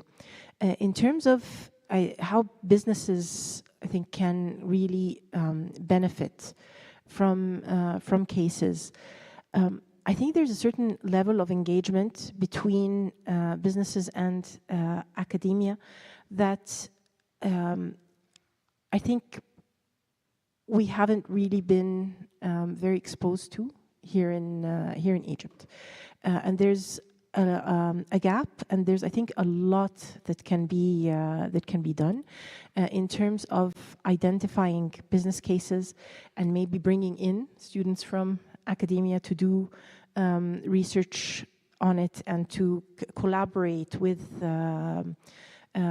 companies, and also the other way, where companies can engage with academia to create maybe tailored training programs that do address their more specific business cases. One thing I really wanted to mention post our experience with developing a case on EG-Trans, I think that it was actually very smooth and fairly easy experience. So I would encourage more and more companies to take part in it, because it also helped us as a company maybe to clarify our own decision-making process and everything that we did, which maybe we did a little bit automatically, but it was good for us to see it actually, laid out. On the other side, I think I would have really benefited, and maybe we as a company would have benefited from knowing how the case was used. And so I think that we didn't quite close that communication cycle. We weren't able to see the impact that the case had, if it was shared with companies, and where, and what kind of response there was to it.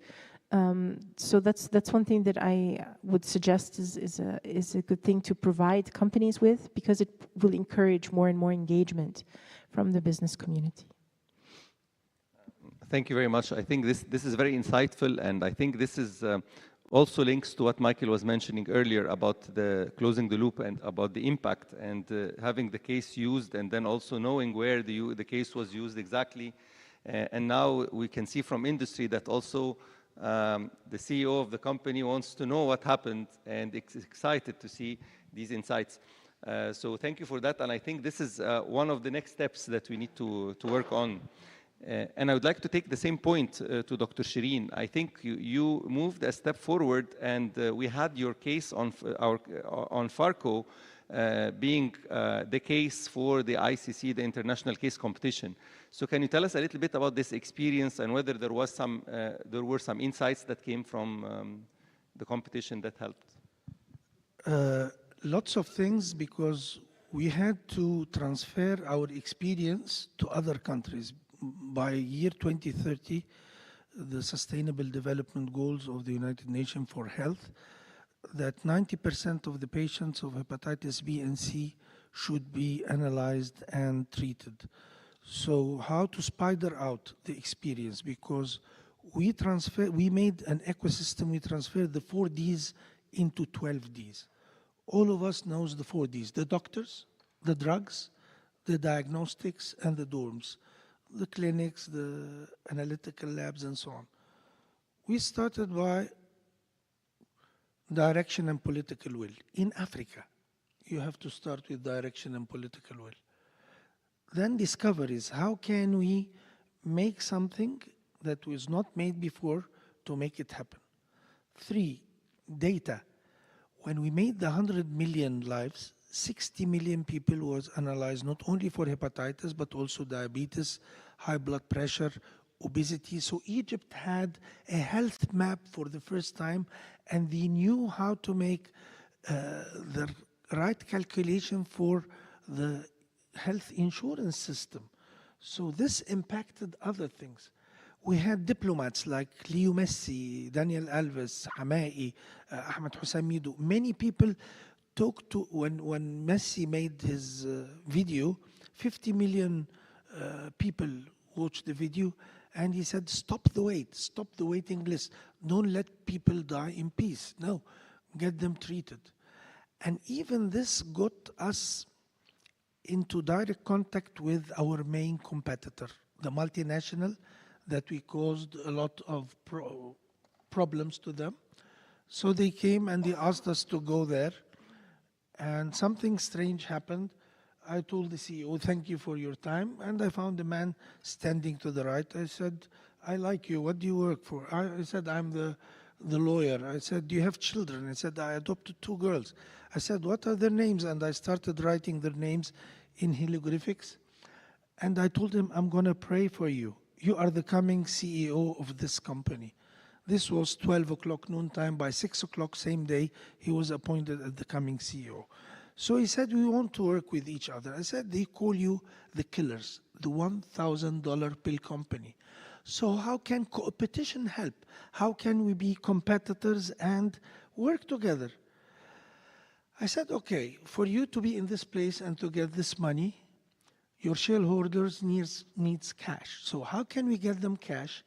And at the same time, don't let people wait in the queue to die in 10 years and to have cirrhosis and cancer for the liver. He said, what shall we do? I said, the Netflix scenario. When you pay for Netflix, you see 1 film, 20 films. So you make with the Ministry of Health 10 years plan, you get paid, and you can cure everybody this year, and next year you don't cure, but you get money. So it got us into really international job. We are now registered in Brazil, in Argentina, in China, in Malaysia, in Thailand. Not only this gave us also the R&D to work for detection, because 1% out of 8 billion having this disease, 80 million people. I cannot tell 8 billion go and give me blood sample. So we made a handheld, non-invasive detector, not only for this disease, for any pathogen. We now have a CE mark for COVID-19 in Germany. And they work with WHO for the diagnostics, sent us an appeal for application for monkeypox for Congo and Africa. It's a continental threat. So we manufactured new handheld equipment, devices to detect pathogens. And so it got you from local company competing with economies of scale, producing more, into a global player where you can interact. So case studies open the world for you, make you see things with a bird's eye view that can give you more competitive advantage. Thank you very much. Thank you, and I'm really hoping that all companies think this way, and thinking the concept of competition is an old concept, yet it's not very easy to trust the process, so it helps everybody. And this brings in a point that I want to ask also, maybe Karim, you can refer to this. You introduce a lot of cases from the company, and there is an element of confidentiality that exists somewhere, especially in a very competitive market. So how can you deal with this, and how can you benefit from the findings the students come up with on that? Yeah, so first of all, we were talking, I think we believe in competition. Competition is very healthy. It's good for us, it's good for consumers, and it's good for our customers. And the reason is that it elevates your game. It always drives innovation. When there's high competition, you need to find new ways to do things. You need to make sure that you get to what the new consumers are looking for. Who are the new consumers of the world? They are the current students and the younger folks. When you look at the populations, especially in Africa, majority are younger than 30 years. So if you are not able to imagine what are they looking for and innovate accordingly, you will start to lose. When I joined the company in 2005, we were still expanding the concept of diapers in Egypt. So some people were not using diapers, they were using cloth. Same with the female sanitary pads. And we had to invest a lot of time and effort to expand and to put that knowledge on the table, especially in rural areas, because it's linked to the health as well, right? Today, this is not the discussion. Today is consumers having pads or having diapers is a basic requirement. It's not the basic expectation. It's actually how good the product is. How does it fit the lifestyle of the current working moms, for example, or ladies who want to be enabled to go to school? That's why Always, for example, is leading a school program. And this is why we go to hospitals with diapers to explain to new moms what is needed. And this part of building the community education, and at the same time making sure that you have the right product. Same with hair care. When you look at all the products, it's the same. Same with our hair care. In the past, it was 2-in-1 shampoos, right? This was like the major innovation. Today, you have a lot of segmentation. People are looking for sulfate-free, paraben-free. Some are looking for anti-dandruff. Some are looking for cosmetic products. Some are looking for high-end luxury brands. So this only came with competition. So the case studies, if anything, bring the outside in. I think it gives us a lot of fresh eyes. In general, as a company, whether globally or in Egypt, our average age is very young. And my average seniority in the company is 28 years. I'm like a dinosaur and I'm 40. So if anything, these case studies bring in the energy and the ideas of the newer generation. And at the same time, we're able to actually use some of it to develop it for our business, whether in Egypt or globally. Things also like sustainability. This is something that we are extremely interested to enhance and to enable. And not everyone in my generation grew up with that mentality. We're changing it. We're starting to get there. So these are all examples of how these case studies can help really where we're going. Wonderful. And I would like also to comment on your previous point on the co-op. And this is something transformational. I've seen it myself. Whenever we have students who did this co-op, they spend a semester, 6 months working in companies, P&G as one of them, and they come back to the class to attend the last semester or two.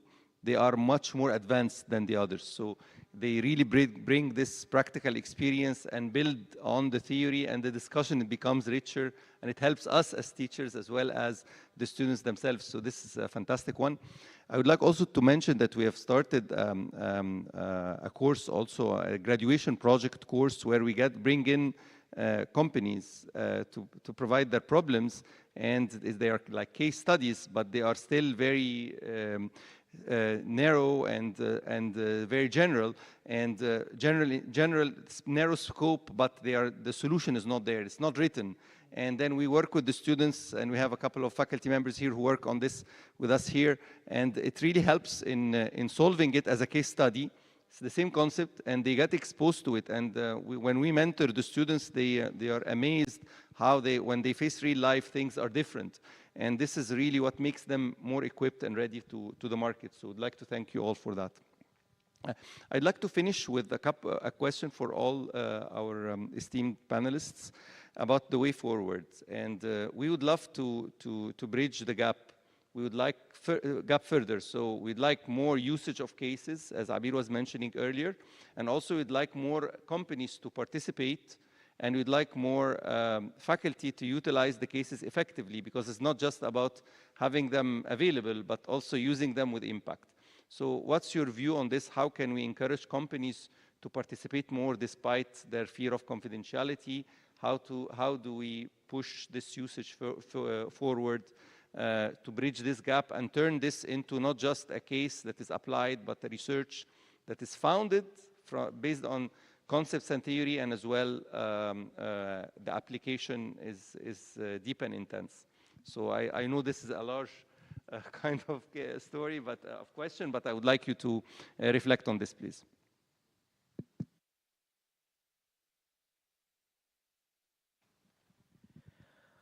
Well,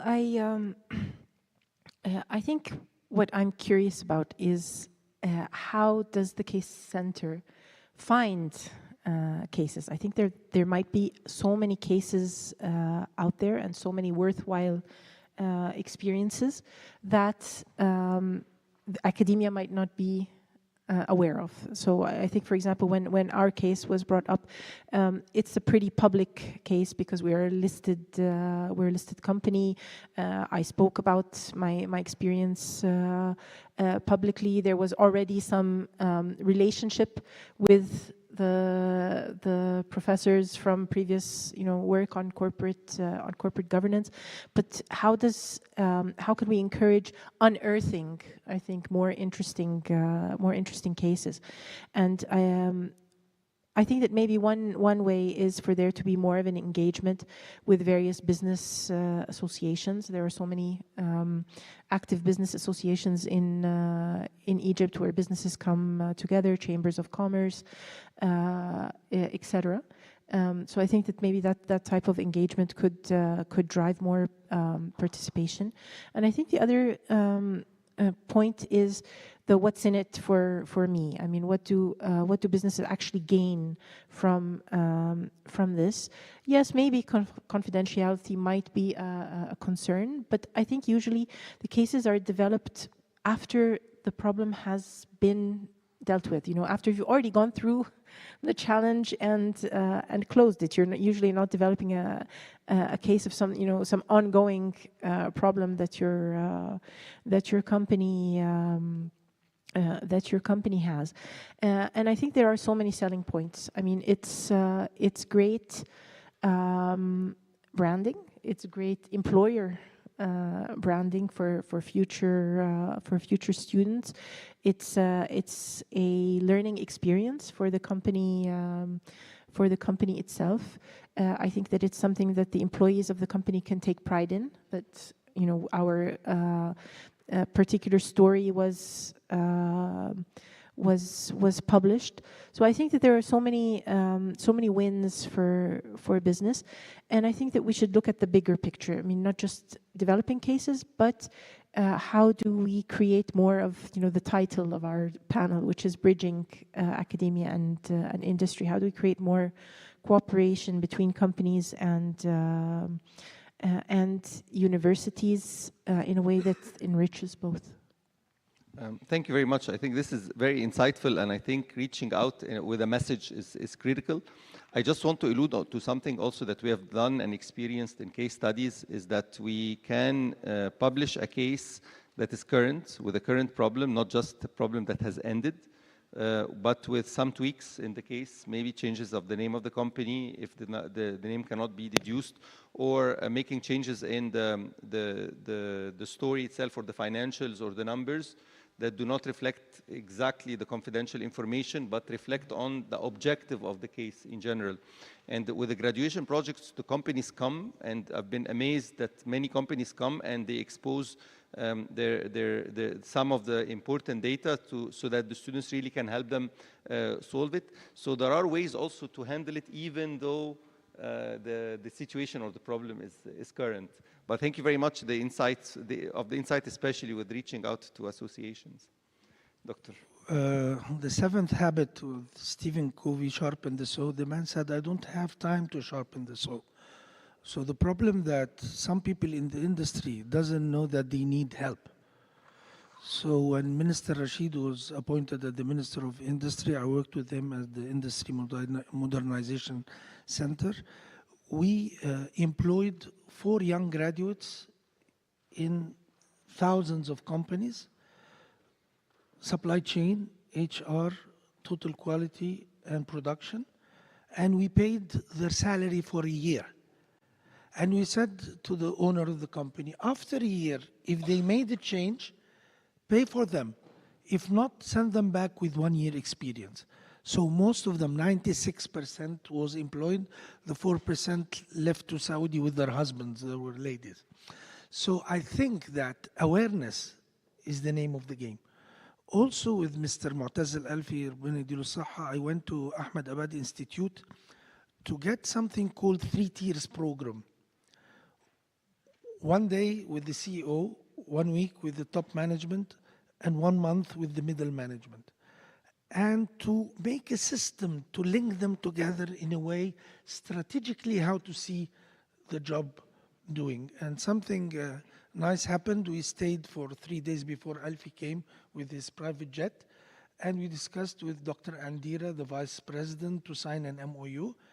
And the day Alfie arrived, the lady had a family issue, so she left. So the director said, I'm not signing the MOU. I said, why?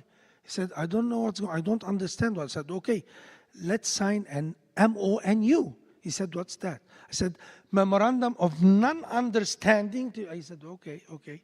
And he signed and it went well. So you can link with Mohammed Swedi, Ittihad al-Sanaat, Industry Federation, and you can choose a specific industry, and you have a case study, ممكن not from Egypt, but with no names, with nothing, but just to show them they have this headache every day, and they don't know that it's there because they're used to the headache. If you live near a train station, you don't hear the trains after some years. So we need to communicate and show them the benefit of the case studies. Thank you very much. Very much. This is very, very insightful. Karim, maybe you can also address this. Yes, so first I want to commend the great work that you have been doing over the years.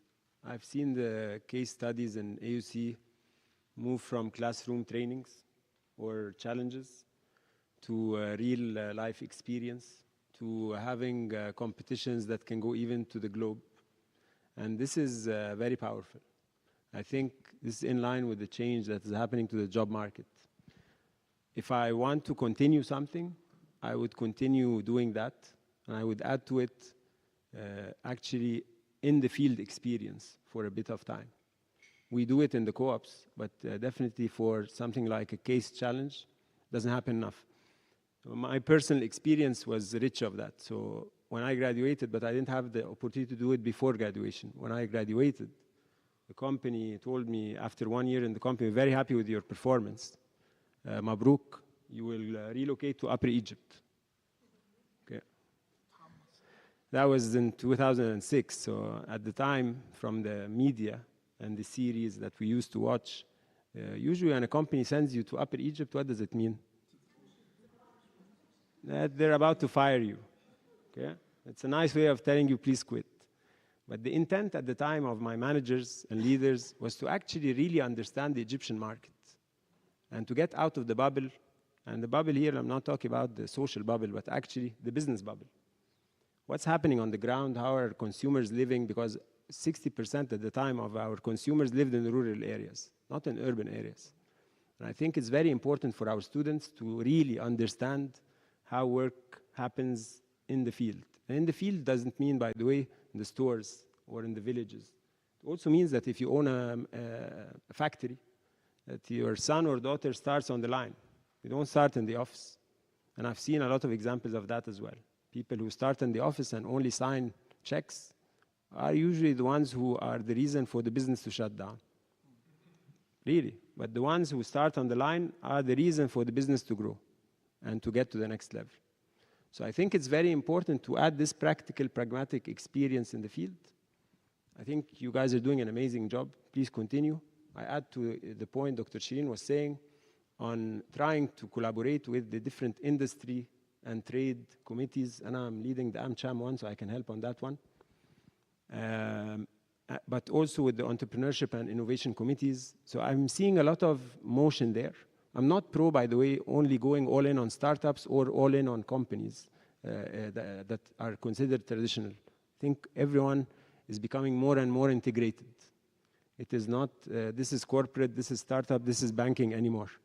You see all of them across horizontally working together.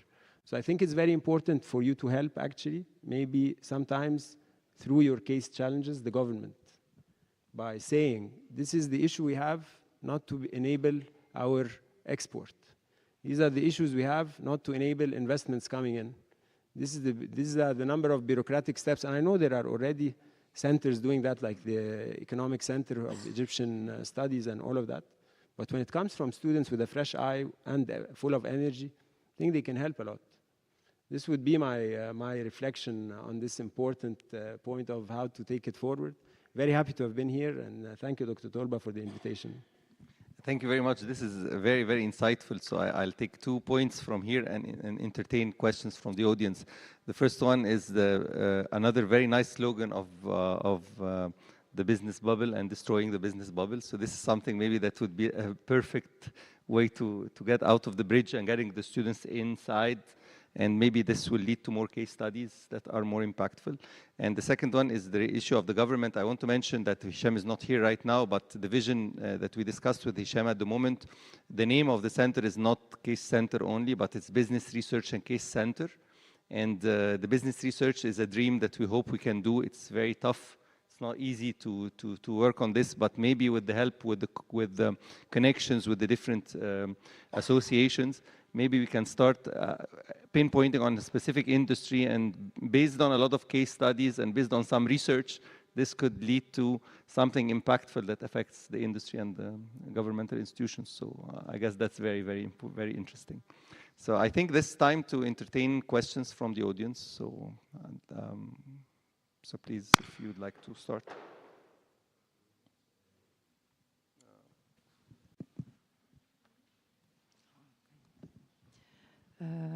Hello, everyone. It was a pleasure listening to what you just said. It was really insightful. I have only a really basic question. How cases are made, or what are the phases of case studies in corporates? And who is contributing? Is it only the academic part, or is there a contribution on behalf of the company? Thank you.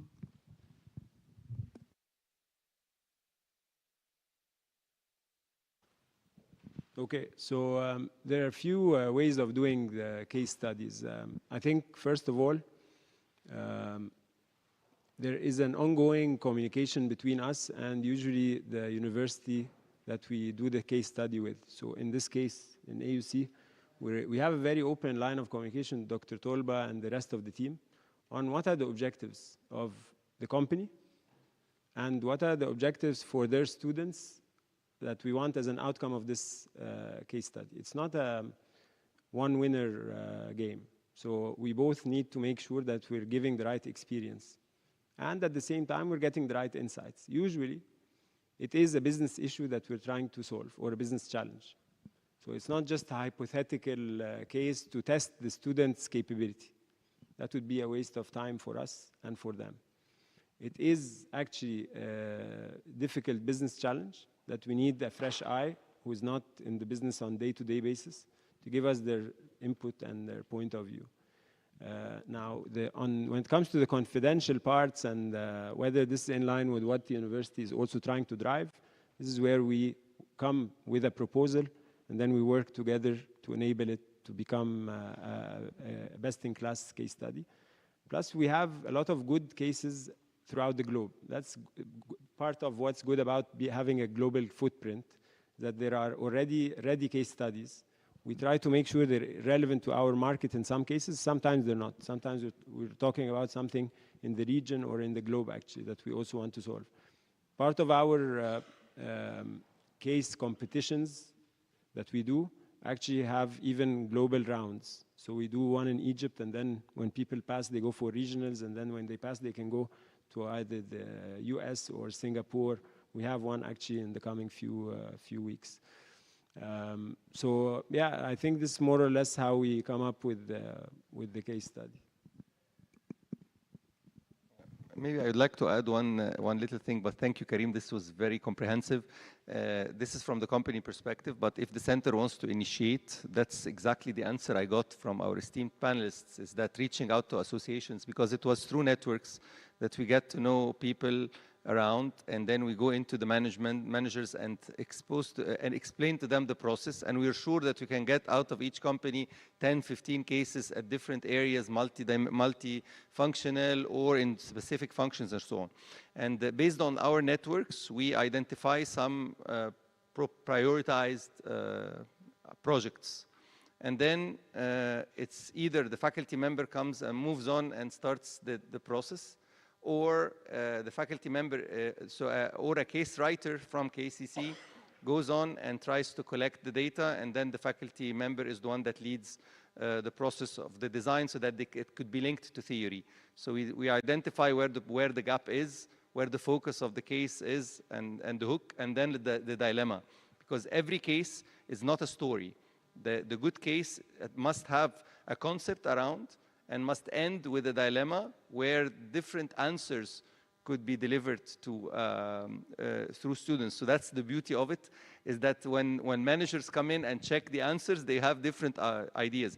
I remember we had a case competition long ago, and we had a local business. We wrote the case for him, and when the students came, there were 5 teams solving the same exact case. They spent a day and they came up with their solutions at the time. And the solutions were completely different. One of them was to shrink and the other was to grow. And he was very happy with both because both of them had the logic. So from an education standpoint, students got the idea and got the justifications and the rationale and proved their points. And on the other side, he came out and said, these are the 2 best, and they were opposite solutions, but they gave him insights and they had to make a business decision at the end of the day. So it's really a very interesting process. And of course, one of the most critical things is confidentiality and making sure that the companies accept the case to be written. So there must be a release or an initial release approved at the beginning, and so that no confidential data is there. And then before the case is published, of course, the companies have to approve. So it's a process. If the company is not participating, it's not going to be a successful experience, unfortunately.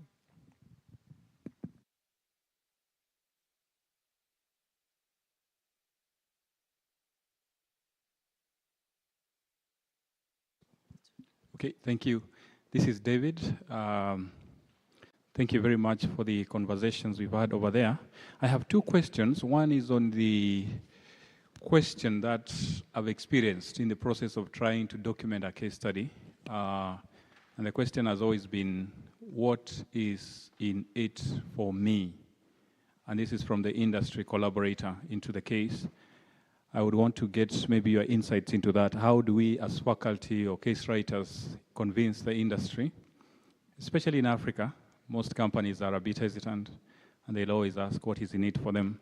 Then the second part is where I've experienced companies always wanting us to write the good side, the positive side. How do you go about capturing the good, the bad, and the ugly in a case and bring out all these management complexities and dynamics in a way that we can have fruitful engagements and real engagements in class? Thank you.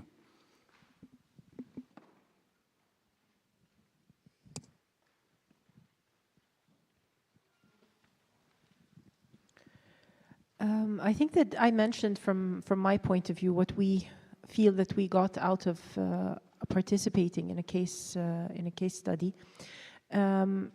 Maybe it might be a good idea to have some testimonials from companies that have already participated in cases, and they can communicate, what they actually feel that they benefited. And I think probably the biggest benefit is the insights, similar to what Dr. Tulba was talking about when students actually solve, cases. In terms of the good, the bad, and the ugly,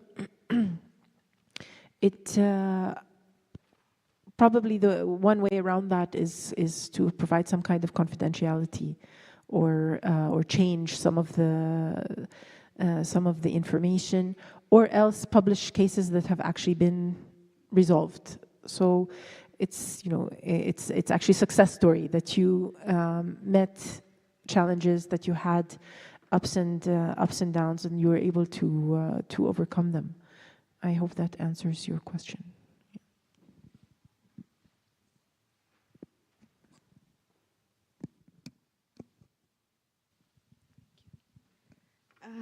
So I come from an organizational behavior background, and I have a question about how far are organizations willing to let an academic person, for instance, come to the organization to solve problems or in order to write a case study related to stuff such as team dynamics and problems related to managing cross-cultural teams or hybrid teams and so on.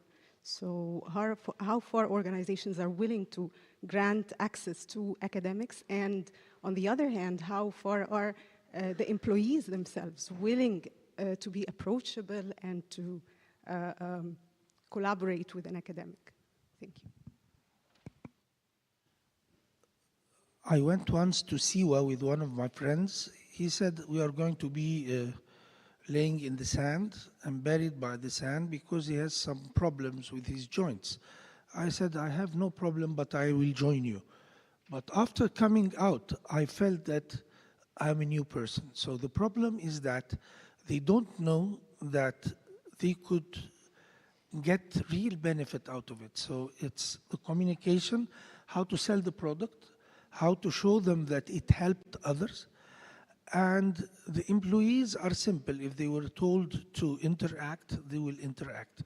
So usually in Egypt, we try, as for secrecy and things like that, not to show, but if there is the company's direction is to get these academicians inside to analyze and to show how can we think differently, how can we act differently, because cooperation, 1 + 1 makes 3. So a different output will come.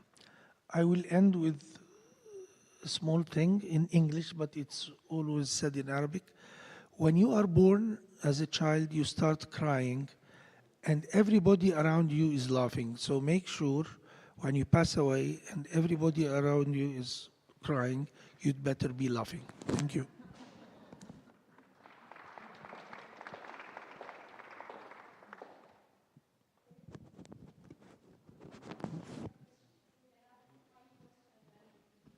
Another question? Thank you very much. It's a very interesting panel, so I enjoyed it personally.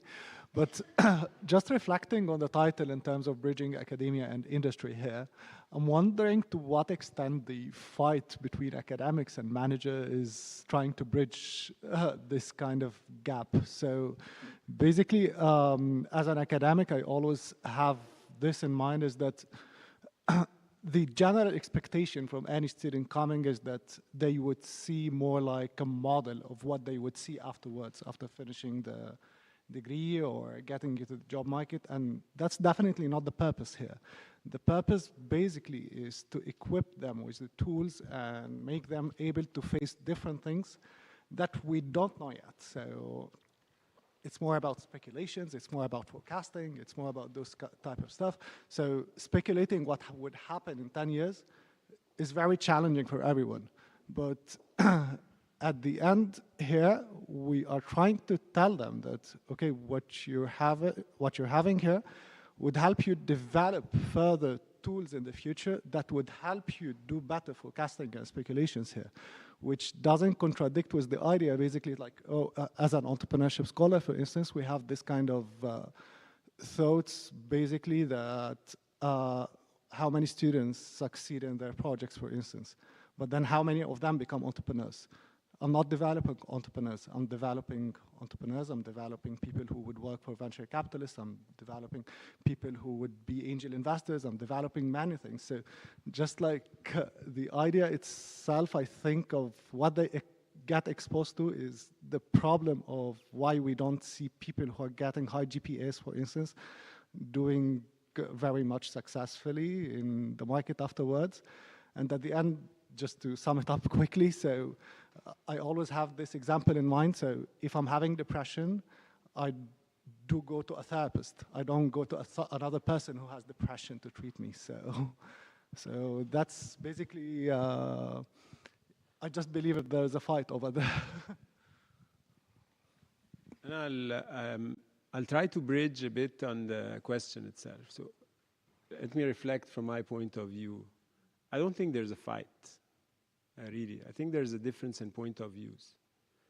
I think this even difference is getting closer. So when you talk today to leadership of the top universities, including AUC, they will tell you that they believe that the education system needs leaps to catch up with technology, because technology has run fast forward much faster. Same happens, by the way, in companies. So when I joined, my company was the source of trainings, education, development. Today, the internet gives me like 100 books, 100 podcasts, 100, and Dr. Shireen is a star of that, 100 podcasts, 100 trainings a minute if I want. And I stopped, by the way, watching TV. My favorite new, boring for some people habit is to listen to books. and podcasts and trainings and ideas. I started relearning after the age of 40. I enrolled myself in Harvard Business School courses that is actually partnering with P&G. There is no conflict. It's actually, if you don't understand that you need to continue learning, you will be obsolete as a student, as an employee. And this is a new mindset that when I started working was not there, to be honest. Anyone who was senior at the time he knows it all, he or she. Any new idea was being challenged. Today, we live more in a growth mindset type of world. I can bet that I cannot meet someone who knows it all right now. I have 19 years of experience, 13 of them in Egypt in a specific industry, and I'm sure I don't know it all. I keep learning every day because every day there's a new solution from a technological point of view, landscape change from a trade point of view. Everything keeps changing in our world. Only in the last 4 years, like Dr. Shin was saying, we were hit by COVID that put us on pause. I was living in Dubai at the time, and I had to be locked down. I was working on Saudi. I was supposed to actually go and live in Saudi. I got stuck in Dubai for 1.5 years. Saudi did not issue the permit. And then I came back to Egypt for another role. And I finished my whole role in Dubai because I couldn't move. But I worked that role remotely. That was a new concept as well. How do you work remotely and influence business people who are 20, 30 years of working face-to-face? That was new. How do you actually change your model of the company and the business and how you deliver because of that? That was new. And then you have a lot of conflicts, whether regional or global. That was new for us. Definitely the macroeconomics of Egypt when it comes to the economy is very difficult. I don't want to sound negative, but these challenges make us actually stronger as a market and as talent. That's why today Egyptian talents shine more in the region. I was sitting a couple of weeks ago and someone was telling me that the number of the Egyptian population grew by 35% in Saudi in the last couple of years. 35%. Why? Because they're growing and they want strong talents. Egypt is their main hub. The same for the UAE, same for other countries, even Europe. So I don't think there's a conflict. I think there's more integration actually than before. I think we both are listening to each other much more. When you look at the advisory board today of universities, they have people from companies. When you look at companies, they get to work with academics and with the research institutes and with the top universities around the globe and in Egypt. So I don't see that conflict, to be honest. The one thing I want to just add to what you were saying is, I don't think anyone is being tested. At the end of the day, you go to work and do something and try out this case challenge to understand really whether you have the passion or not. Some people are great talents, but they don't have passion for corporate. And it's okay. My conversation with my team, and some are here, so they will tell you if I'm not saying the truth, is whenever I sit with someone, I don't talk about their career in the company. Talk about their personal career aspiration. And then I try to help them with that. So if it's a startup, I will make sure they get the best ever mentorship, VC, and I'll go and help them personally. If it's in a corporate, I'll let them know. If it's in growing, so I can help. There is no conflict. What's important is for you to enjoy what you're doing. And this is now my philosophy for the last 4 to 5 years.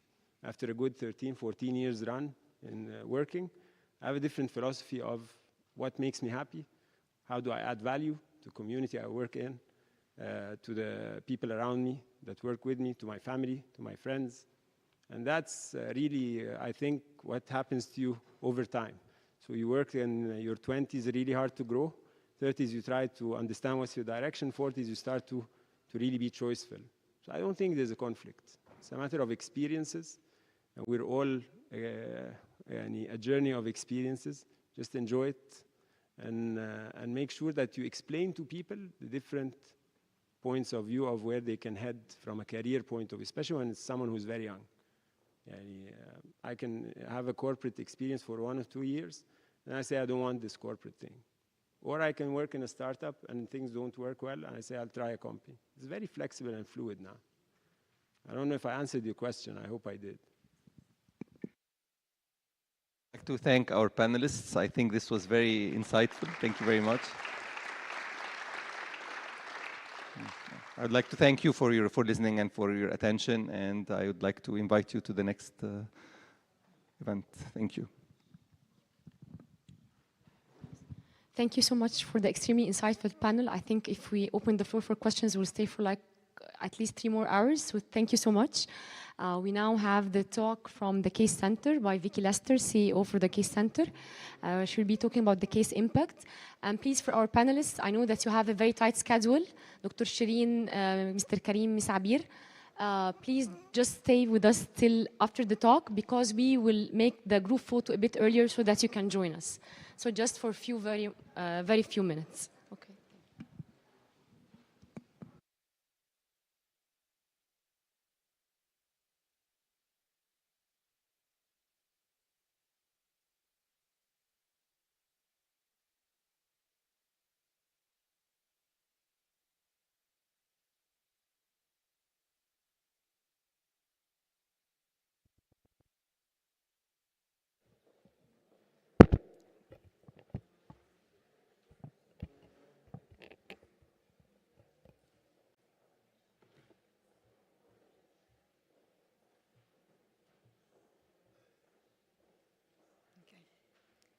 Hello everyone, good afternoon.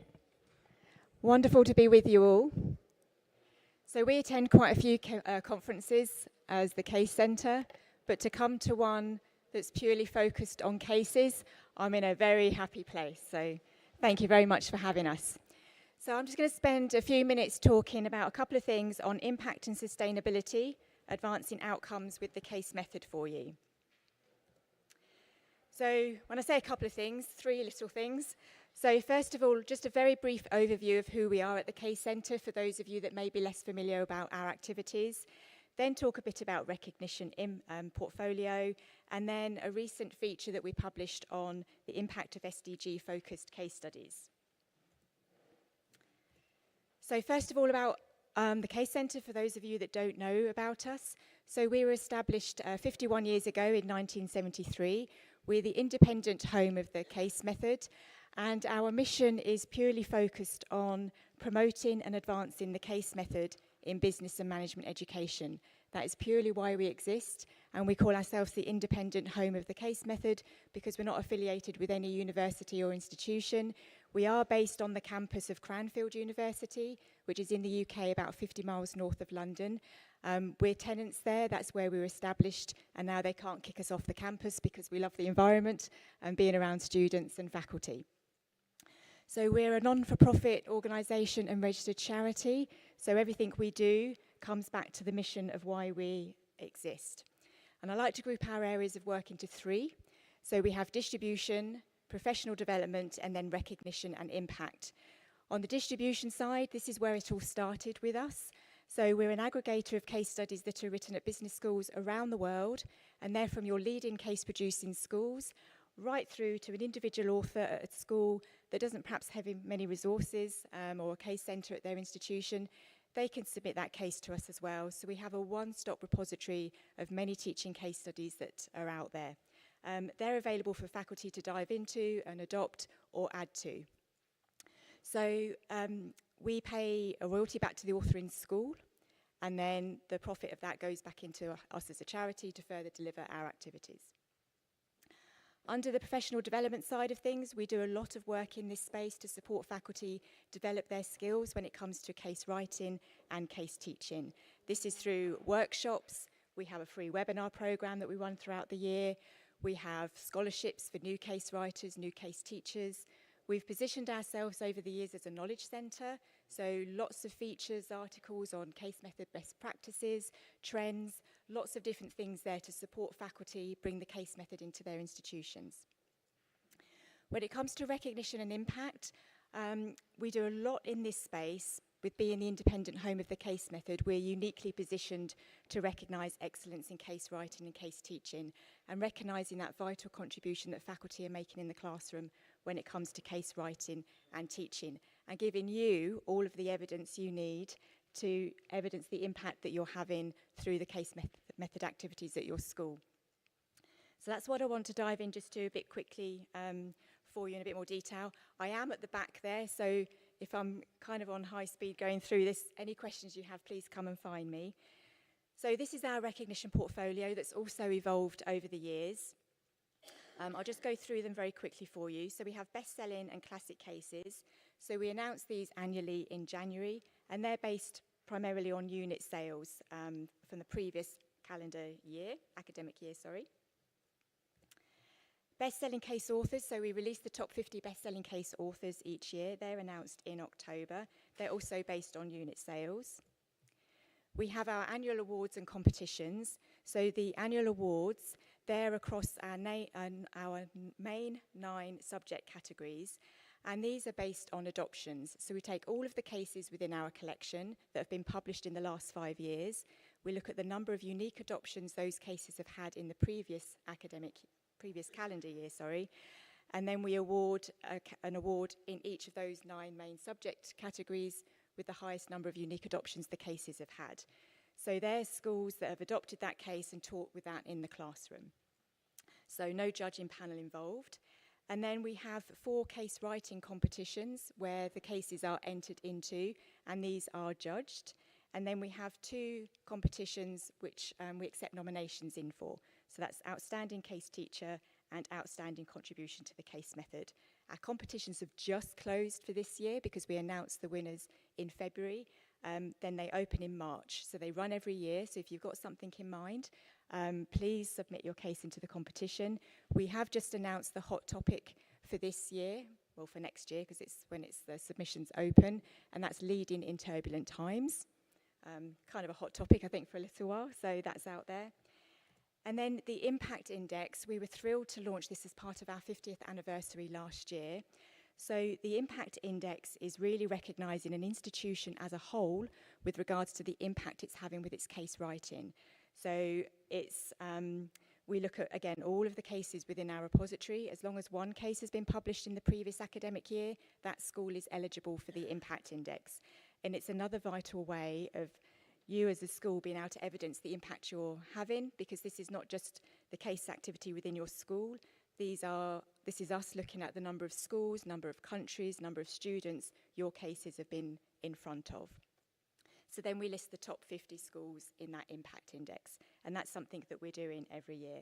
But as I said, this is all evidence for you to highlight the impact that you're having and hopefully motivate your faculty to engage more with case writing and case teaching. And all authors on our website, all the products that we distribute have access to a product portfolio. So Michael was mentioning earlier, you have live access on our platform with how your case is being used, who's viewing it. There is a bit of data privacy there, so it just goes to institution level, not who the faculty member is. But you can see live the number of downloads and the adoptions of your cases. So you can capture that anytime. The other thing just I wanted to highlight was a feature that we recently published, and this was all on driving change, the impact of SDG-focused cases. So the QR code here, hopefully the slides will be shared. If not, this QR code takes you to the full feature on our website that has lots of various links, but it really just explores the essential role of cases in SDGs advancement, the business school's responsibility, the increased demand for sustainability-focused cases, and the impact on business education. So highly recommend having a good read of the article in more detail. Some other bits from the article that I just wanted to highlight is that as the number of case studies addressing sustainability issues grew, we needed a system to be able to help you find these cases, and whether that's to then adopt in your own classrooms or see where there are gaps to perhaps write a case study where there isn't one on a particular issue. So in 2021, we introduced a tagging feature. So we really now encourage all of our partner collections and our individual authors to review whether their case addresses a sustainability issue, and we then tag that within the metadata for ease of finding those cases within our repository. So we have over 3,500 case studies now that are tagged, so they're easily found on our website. And then I know Ivy Publishing aren't here, and they're really disappointed by that, but in the article we also highlight the the human approach to tagging that they've introduced. This was an initiative they introduced in 2022, and they actually do that without the use of AI or anything. They purposely have a dedicated team that's reading the case studies to really make sure they address sustainability issues, and there's critical decisions to be made around those. So when Ivy cases come through to us, those tags also come through, ready for you to be able to search through. A link here to a webinar also mentioned in the feature. So this is something you can watch back. We did this back in October 23, and it's all about harnessing the power of cases to infuse sustainability into your classroom. So you've got things to read, and you've got things to watch as well over a cup of tea later on when you're back in your hotel rooms. And then I just extracted this as well from the feature. This is a quote that we had from Meredith Story, who's Senior Manager from Prime UN Global Compact. So really just her talking about the role of case studies in understanding sustainability. So a lot of our work, going back to us as a knowledge centre, is really talking to accreditation bodies, different partners, different organisations, to really get case studies recognised in many ways. So we do a lot of that work with our independents and a lot of lobbying to raise the profile of case studies across all the areas. So thank you very much for your time. Any questions, again, you know where to find me. I'll be at the back of the room, plus in a panel question after the break on publishing case studies. So thank you very much.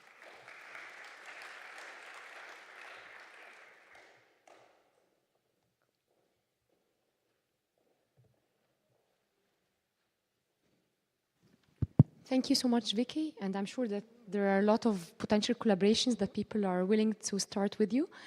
Please, now we'll be having the group photo outside, and then the campus tour for whoever wants to join the campus tour, and the lunch is also going to be served. So please, let's go to the garden.